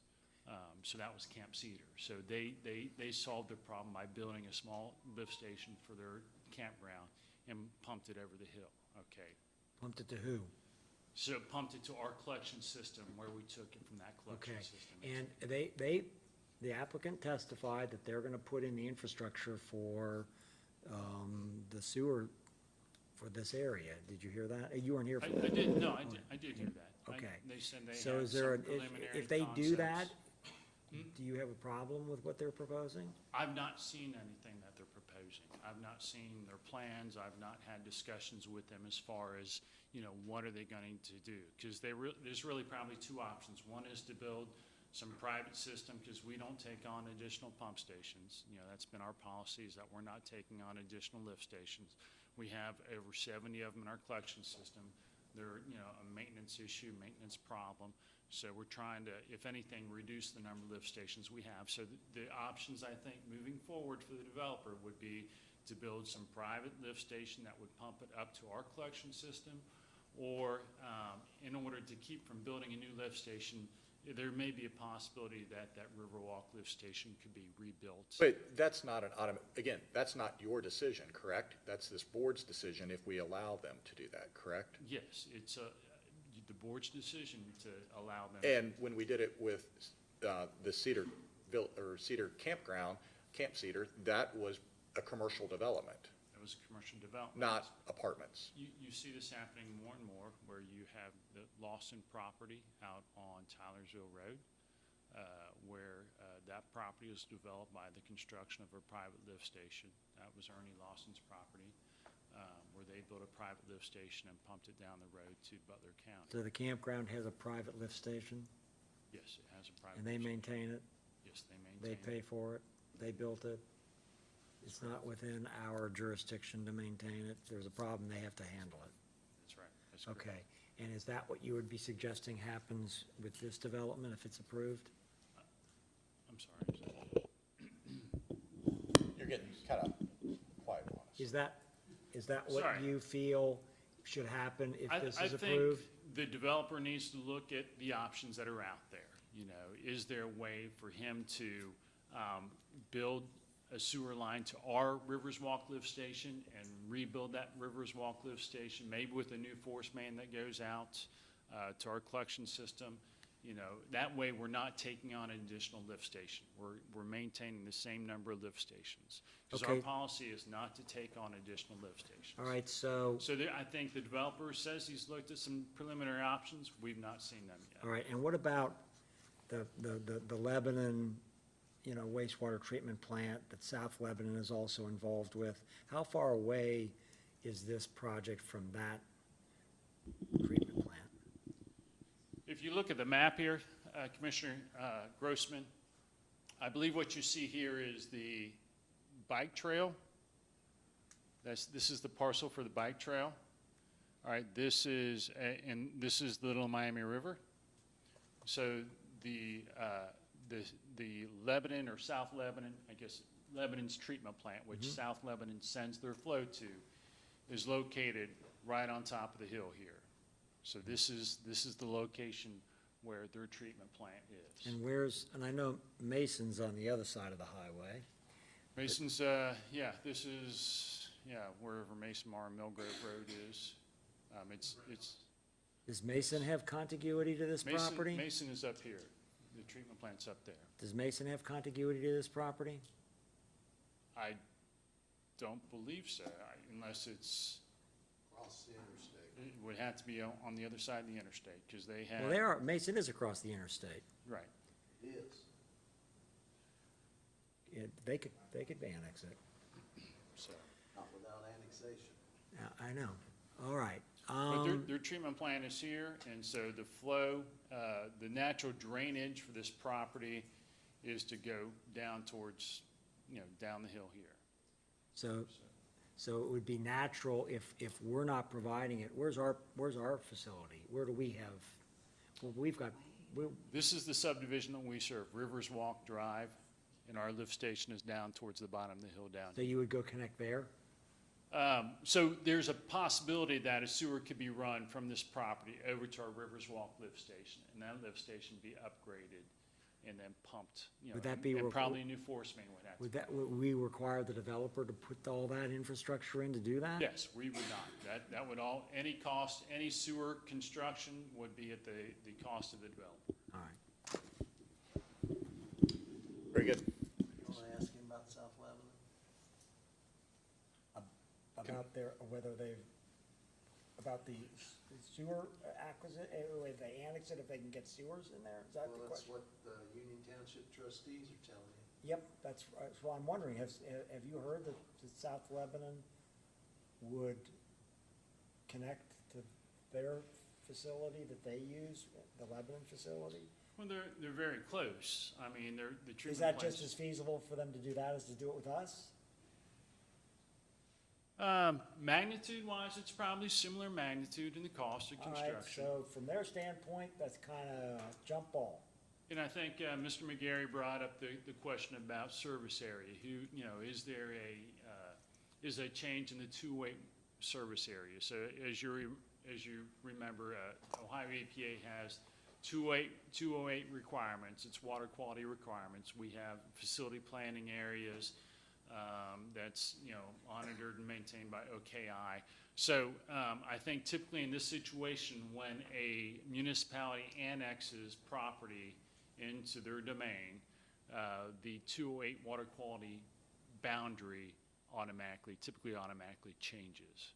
So the process, there's not I don't believe there's a formal change in the water quality plan that has to be made. I think it happens automatically when municipalities annex in property. That is correct.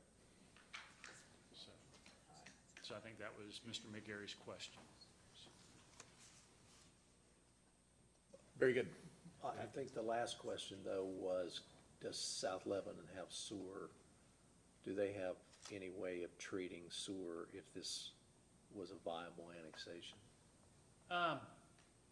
Well, I think I've not looked at it in detail, but I think there's probably an option for them to provide sewer service to this property by building a gravity sewer that would go down Columbia Road, and then they would probably have to build a lift station at the bottom of Columbia Road to pump up to their treatment plant. Outside of their jurisdiction? That they would run a parallel new line all the way down there? Well, the infrastructure would probably be in the right of way of Columbia Road. When did they get a treatment plant? They have capacity. They are served by Lebanon. That's a regional plan. So pursuant to an agreement. They have the intergovernmental agreement with Lebanon that they have a certain amount of capacity that they purchase from Lebanon. That was built as a regional plant by Lebanon, and South Lebanon has access to the capacity in that plant by agreement. Is that right? That's correct. Yes. I know, when I was in Mason. Yes. They wanted us to come into their plant. We own, I forget how many gallons it is. We have capacity, we have purchase capacity still at that treatment plant. Right. Because at one point, we pumped flow from the Morrow area to this treatment plant. But this goes back to, Trustee Cook's point, is that, and I don't know whether South Lebanon is interested in this, but key to this whole development is that it has sewers, because that determines the density that they can get. They can't get this density if they don't have sewers. That's correct. So they have to have sewers either from us or from somebody else. And if South Lebanon, if they don't like the decision that's made by this body regarding this project, then because we denied our zoning, they have the option, I believe that's perhaps why Trustee Cook was advocating for this, they have the option to go to South Lebanon to annex. And then if South Lebanon has the ability to provide them with sewers, we no longer have a game here to play. We're not responsible for any of this. Yes, that's correct. All right, But, thank you. I mean, I think somebody brought up the other point that you may be contiguous with Mason also. I know, I think that Mason could do the same thing. And Mason's treatment plant is But it's on- been like this for a long time and no one's done it. I mean, it's just because there's one development in front of it right now doesn't mean all of a sudden it's gone, so. Sure, absolutely. And that's very true too. We don't know what's gonna happen in the future. Okay. Very good, thank you, Chris. Any representatives, I heard that King School District might come. Happy to call on another elected representative.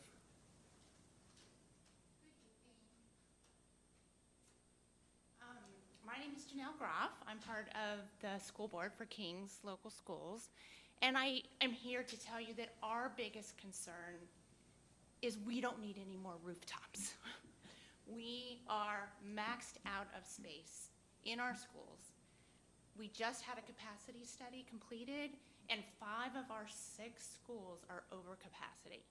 The high school, which is just across the street here, is at 134% capacity, the highest of all of the 6 schools. So my biggest concern, and I believe all the board members that came and presented and talked to you guys the last meeting, of course we care about our neighbors and they are worried about traffic. We're worried about traffic too because we have kids driving right there every day. And you're talking about 16 and 17-year-old drivers, and that extra traffic is a little scary for parents. But having more kids in our schools without the tax dollars to pay for them is just crippling us. We want businesses to come. We don't want any more rooftops. So we want the commercial side, no offense to you, sir. But you have your property down on 48. Now South Lebanon wants to build the other property just south of the bike trail and put a TIF on there, taking away, again, more tax dollars and adding more children than this property and then the property at the beach. So we're talking about 4 housing properties, and no offense, again, but I don't think you realize the people that are gonna be moving in here. People move to this area for the schools. And it doesn't matter, we don't have anything for sale, so they're going to take whatever they can get for sale. And they may take a 2-bedroom, high-end place because they want their kids in King School District. We do a really good job of educating kids. So that's our concern. We really want to limit roofs. Can I ask you about your school's population with the students? Yes. Is it increasing or decreasing at this point? Increasing. And I took over my spot on the board, and it was 2020 is when I got elected. 2021 is when I took my place. It was 4,600 kids at that time, and we hit over the 5,000 mark now. Right. So right now, your you're not, say your high school age population, your high school student body is still increasing. It's not, what's in the pipeline is not decreasing that high No, school. it's not decreasing, and in fact, our two largest classes at all of Kings from K through 12, our smallest class is the junior and senior class. If we don't add a single body, not a single extra kid, in 5 years, that high school's gonna be at 66% capacity. Right now, it's at 134. Now, when you do your analysis, your financial people, your analysis, have you planned for the residential development that is currently zoned for this property? Did you anticipate that? There is growth plans, but I will say there's certain areas of our district that fight us on those growth plans as well. They think that the growth isn't necessarily happening. I mean, the growth is happening. Well, There's what no I doubt meant by about it. that is, my understanding is typically the school system looks at the zoning, knows what property is undeveloped, but has zoning that could permit a development, and what, as I understand it, their proposal actually has a lower density of housing units than what's currently permitted for the site under current zoning. And, yeah, they're asking for a deviation here, but actually for the site that they're actually seeking to develop right now is lower than the current allowed for site development under the current zoning. So my only question, the reason why I was asking the question, is do you all, as a school board and the school system, look at the zoning and see what the potential future housing is, and do you plan for that or no, you don't? We do plan for that, and I couldn't give you that exact number. Our treasurer has those numbers. I could certainly get that for you, but we were not planning for 4 housing developments right here in a row, right on this. Yeah, I talked to your piece of land. superintendent about another development, and I believe he said there was 800 or 900 new ones that were zoned up, that were higher density than what were proposed. So, yeah, I know the entire district. And again, that's not under our purview, but that is one of the factors when someone's asking us to do something that is allowing for even more density. The schools are, at least in my opinion, a very important component of overall well-being of your community. Absolutely, and when I hear that the commercial piece is not really even planned, that concerns me, because that's where our tax dollars come from. Bruce, is this factor something that we can consider in making a determination? As Commissioner Young said, the way it's been couched to you, the answer is no, but yes, you can consider things. In our zoning code, it tells you when you're looking at a rezoning, the considerations that you're to make, and one of the factors is the proposed amendment justified because of change or changing conditions of the surrounding area since the current zoning designation for the property was established, and has assumptions on, it lists a few things: road locations, population trends, land committed to development, density. Density is what she's talking about. Use or other elements changed to justify the amendment. So there's a way to couch that it fits that criteria. But just to say it's going to overpopulate the school, I recommend you don't say that. I learned that lesson a long time ago. Yes. Okay, thank you. Thank you. You're welcome. Any other elected folks here that'd like to speak on this? Very good. Anyone want to speak in favor of this development? Don't everybody rush up at once. Wait. Okay, yeah, if we could have, and again, I appreciate you all coming, but if someone's already kind of saying what you're thinking, maybe we can just kind of move it along, that I have a feeling I know where people are coming from. So if a couple of you want to come up and would you want everyone to talk, we can be here all night, that's fine. Or if a couple of you want to come up and kind of give us the general feeling of the citizens, that would be fine. Sir, you're very anxious, come on up. Oh, hold on, oh, I was, I'll be quick, I promise. So I'm Kyle Buckholder, 5175 Columbia. I'm the senior manager for I missed one more. his name. Kyle Buckholder. I work for the largest construction company in Cincinnati, senior manager for them. That's what I do for a living. So I just want to point out the fact that the little triangle of land, if you tell him today he has to build the road, the development's done. The road is the most expensive part. Columbia is a disaster for traffic, so everything that you guys already said about traffic, don't need to reiterate it. It's a huge issue. My house got struck by lightning. Fire department barely was able to get to my house because there's so much traffic. So luckily there was not a fire, but they were struggling to even get to my house because of how much traffic's already on Columbia. But yeah, so his performer won't work with this road not being built. He's already said that. Just want to reiterate that. And then the corner property that's not owned, that guy across the street has no reason to let you have that land. So unless you take it from him, it's gonna have a very high dollar. And then if he's not gonna build it and Campesino's not gonna build it, who's gonna build it? Taxpayers are gonna build this road. Maybe, maybe not. So 20 years from now, he's got his Redwood development, we still don't have a road. All that traffic's now zipping up and down Columbia, but it's in the plan. Well, it doesn't mean it's gonna ever happen. And there's gonna be no reason to be forced to do so. So that's all I have to say. Just want to point out that I agree with what you're saying. Well, we asked all those questions as you saw and raised that issue. Thank you. Thank you. Yes, sir.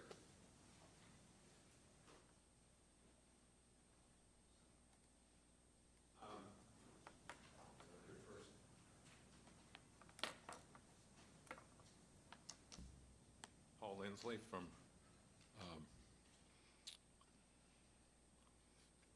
the development at the bottom of the hill that is across from the proposed development. I can't, can anybody get? Sure. I was concerned about the issues with Columbia as well. I'm going to guess difference in the elevation between Kings Mills and Muddy Run, 250 feet maybe? Yeah. If anybody's familiar with the road, we start at Kings High School and we go down. It used to be a road for how to get from one farm to another. And then we get to our development, which is the little guy. Can't hear you. It's all right, yeah, he's good, okay. That's an easy way to do it. One of our concerns was traffic. It's, you know, like, just beyond our development, around the corner, we're going to get a roundabout.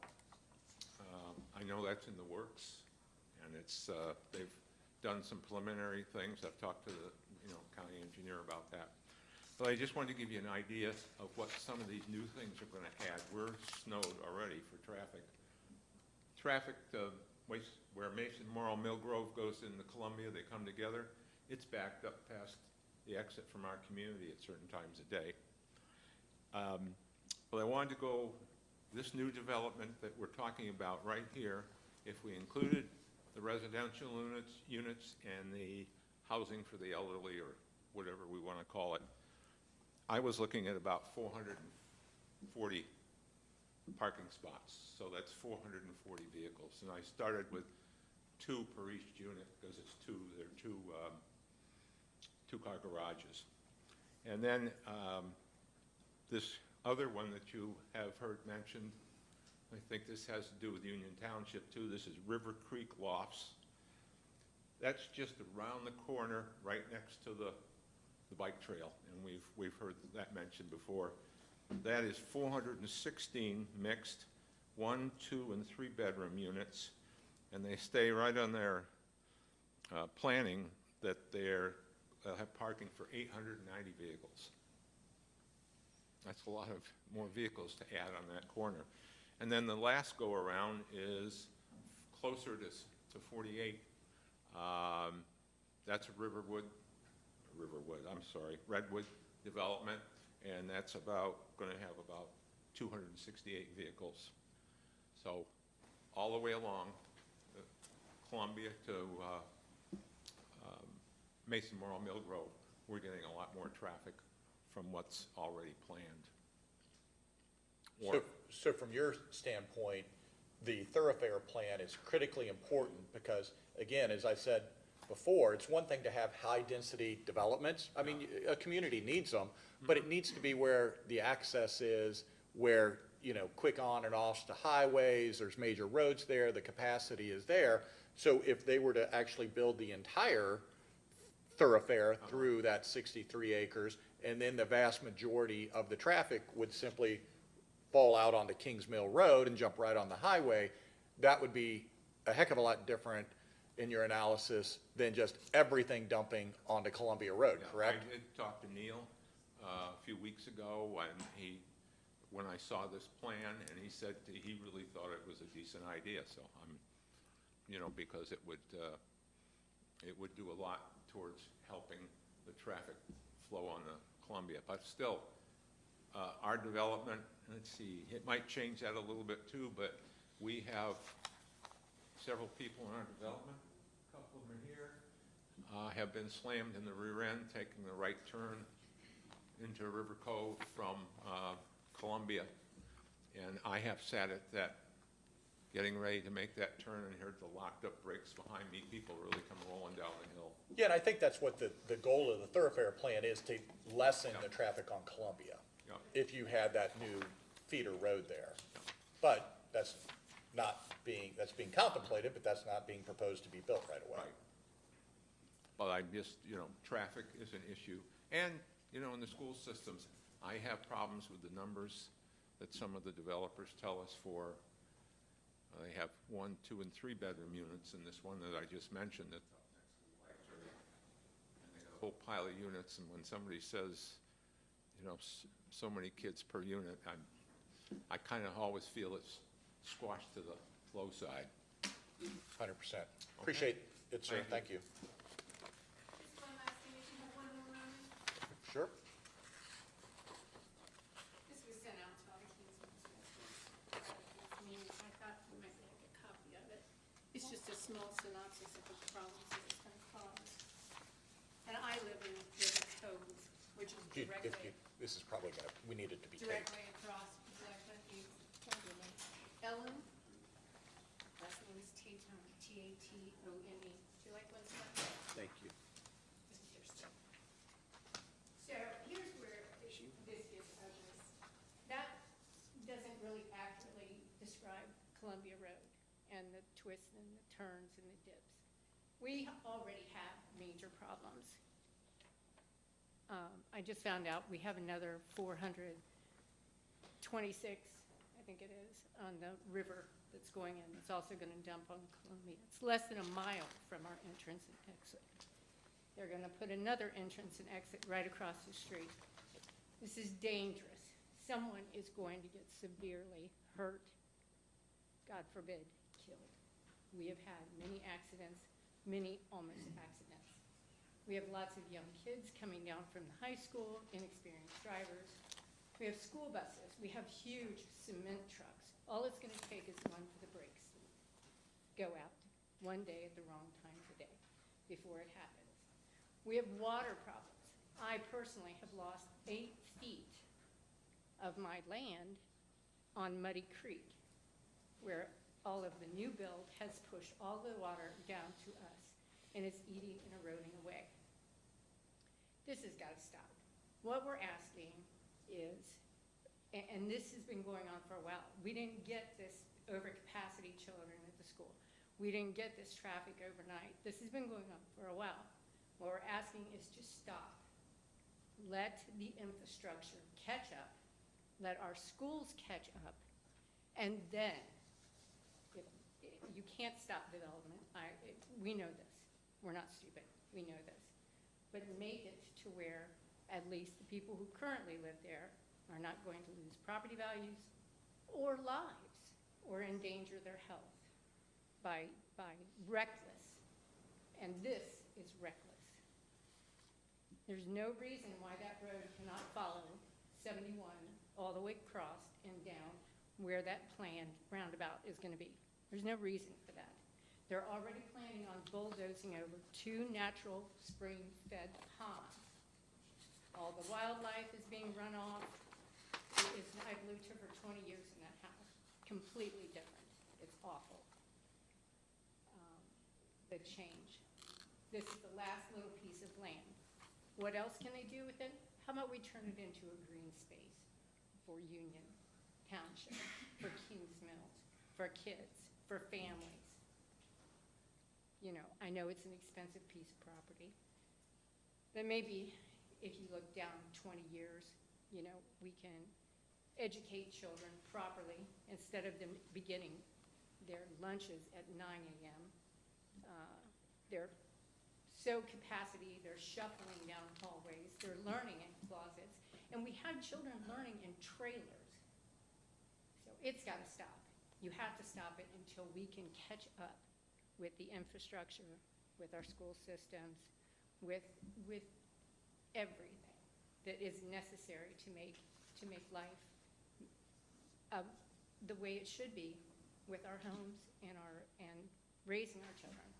So that was it. I won't take much more of your time. Thank you. Anyone else? Maybe a different person. Feel free. And let me compliment the crowd. You all have been very respectful, and I know these are very contentious. Bruce will know, and Tina, we've had these before where they get a little out of hand sometime, and I appreciate everyone. You know, they're not bad people, the developers. They're just trying to do their job. They're trying to do this. They're not bad people. They're not evil. But you all have your concerns, so I do appreciate, as the one running this meeting, that everyone has been respectful to your trustees and everyone else. Ken Farrell. I'm also a homeowner, and I guess I want to start by thanking the two of you. You've asked some really insightful questions, and I'm really proud that I voted for one of you. I'll let you figure out who I voted for. I am not opposed to the development. I think Redwood has given us some potential ways to make lemonade out of a bit of a lemon of a property. My question for you is just this. They've come to us and said, we are a residential developer.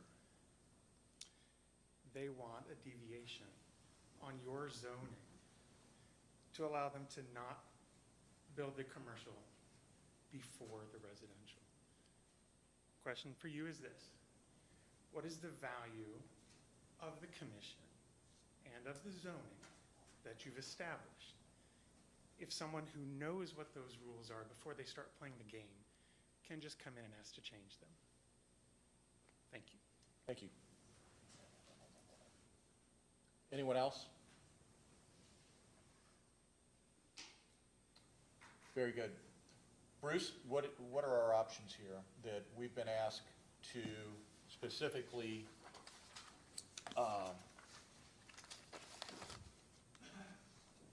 rule on a rezoning application for this 63.8 acres from mixed-use C with a interstate highway overlay to a mixed-use C with a planned unit development overlay? What is the question before us tonight? There's obviously several issues that have been brought up. How would you couch this? You can approve it. You can approve it with conditions, or you can deny it. And it's going to take a unanimous decision with only two of you here. And, I mean, obviously, we've asked, I think we've brought out most of the issues, and the typical objections are what I anticipated. It's traffic, the density of the housing, the increase in population, all of which brings a certain level of, further government services. It's interesting that your township trustees are in favor of the development and are fearful of annexation, which would take it away from us, and there are other people that could bring it into their jurisdiction and could also perhaps provide sewers, which is the real lock on the density. Because if this doesn't have sewers, we can't do any of this. So, but to be fair with the how we vote and consider this, I take it that if Shannon Jones listened to this meeting, she could then participate in discussion on the issue. Is that right, Bruce? She could, yes. All right, so I favor allowing her to have an opportunity to listen to this, because obviously, I just feel that this is, since we've got a split, if everybody had said the same thing, if the trustees didn't want this, that would make this a much easier decision. But we typically follow the trustees. On the other hand, as I see it, one of the problems with what's going on here is there's a real value to getting this thoroughfare in. Not necessarily in the way it's structured, but to get it in there. And so then my question is there a way to have that happen with a different configured development, or would it ever happen? And with the types of, what I'd like to know too, and I'm sorry that the county engineer does not have a representative here tonight, I'd like to know what are the development plans to make the road system around this area better. I understand that somebody said there's going to be a roundabout over at Columbia and Mason Mill Grove, is that right? And I mean, we've seen these roundabouts coming in all over the county now, all over cities. Mason seems to put one up every couple of weeks. And they do help traffic. There's no question that they help traffic flow and from backing up. And when you have a stop sign, it's just impossible. So I can imagine that intersection with Mason Mill Grove Rovers is a stop sign. It's got to back up way up. And that having a roundabout in there will help. And then, of course, is there in the offing to widen this road to help with it? I just don't know. Because I think it's really important to get this thoroughfare road in there. And I'm not sure that that's ever going to happen unless there's a development here. So I'd like to hear from, does the engineer, were they invited to come here tonight? I don't know. Okay. They were, did you get any? No comments from the engineers? Yeah, just the previous, we got nothing for this evening. Okay. You don't have to make a decision tonight. Well, I'd like to get the engineer to tell me how to solve this problem, because I think there's a legitimate concern about the traffic on Columbia and adding to that traffic problem. And I'd like to hear the engineer's commentary on how we can solve that problem regardless of this development. Well, I appreciate that, and I obviously am just one voice, and we can't do anything unless both of us agree on something. My opinion is fairly clear. This has been something that I've believed strongly in for literally my entire term in office, which is balanced growth, and especially in this particular subject area. Just so you folks, I happen to be on the executive board of Ready Cincinnati. Ready Cincinnati is the economic development arm for the region. So this is what goes, and they send folks internationally trying to develop economic development issues. Commissioner Grossman has been very involved with different economic development deals, but I happen to sit on the board of this organization. And there's two areas that I have told them repeatedly, please focus. We need help in Little Miami School District and in King School District. So we have hammered that position of we have to have more commercial development in your district. I'm in this King School District. Guess where the highest marginal tax rate is in this county for taxpayers? Kings. You all know it. And so I know it. And so this has to be in terms of balanced growth. And again, what we're faced with is a question of deviating from what is already set on this property, which is this mixed-use center, which says you have to build the commercial first, because we all know there's a good chance it'll never get built if you don't do it first. So this is incredibly clear to me that, with all due respect, again, we like Redwood, we like the developer, it's all good, but on this particular parcel, this mixed-use commercial overlay was put in because I was here in 2012 We talked about the thoroughfare plan cutting through there. We knew Columbia was a problem back then, and this was a way of trying to alleviate that with a major connector. And that's not changing. You know, that this is all just, well, we're gonna build our little piece, but then someone else down the road that eventually buys this, well, they'll know they have to buy this, but as Commissioner Grossman pointed out, the big hard piece is put on someone else. So I'm fully prepared to take this matter under consideration now. And Tiffany, what Dave Gully used to tell us, the world is ruled by those who show up. I mean, I don't know. Yeah, so again, one of the things that concerns me too, and I'd like to ask the applicant a question, if you can come back up again.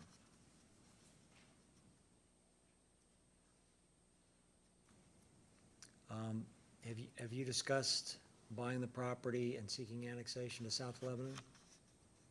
I've had a discussion, to be honest with you, and I shut it down after the first one. I have no reason to navigate that way. Yeah, but if we turn you down tonight, do you go back to do that?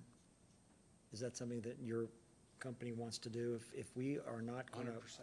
Yeah, 100% yes? All right. So I'd like to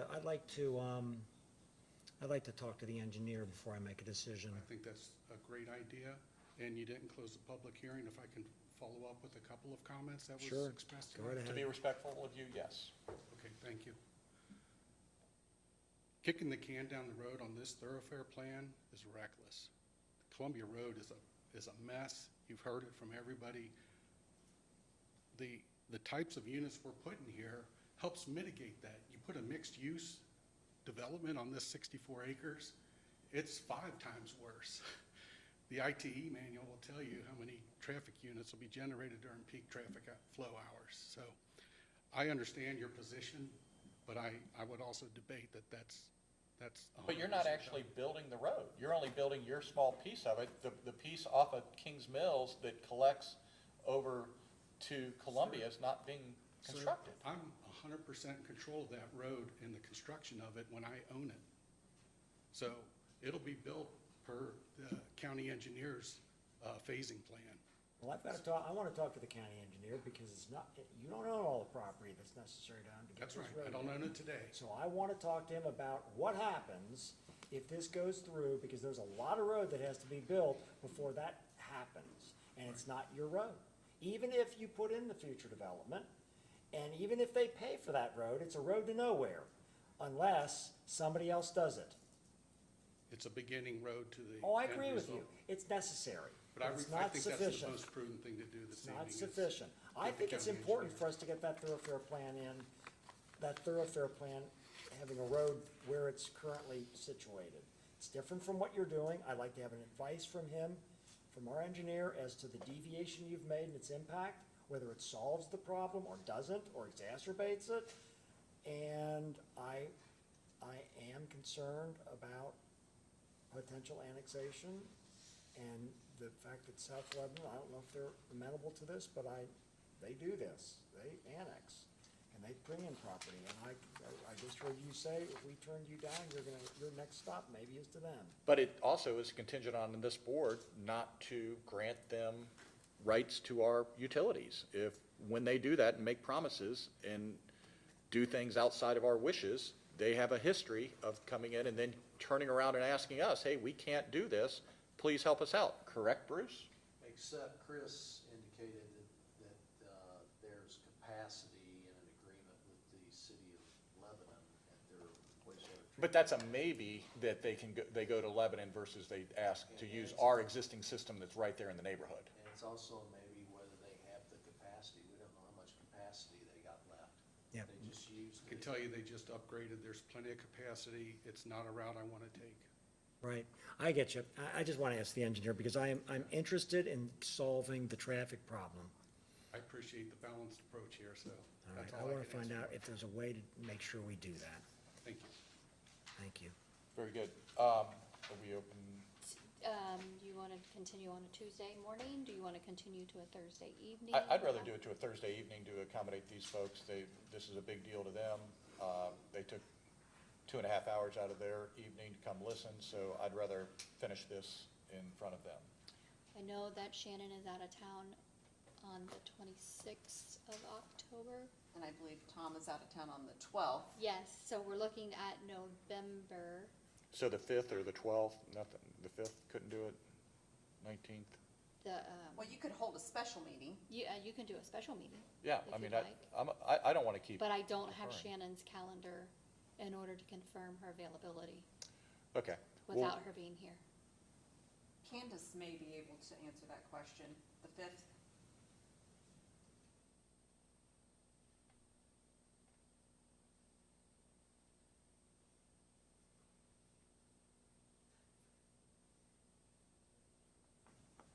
Otherwise, it'll be November 9th.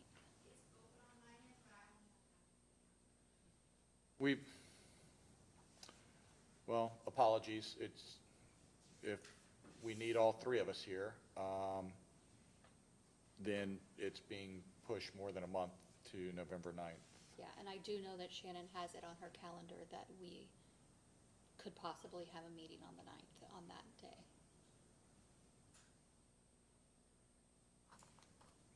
Okay, we're going to continue this, or I'll entertain a motion to continue this public hearing until 5 o'clock on November 9th. So moved. And yes. Thank you all for attending. We'll see what happens.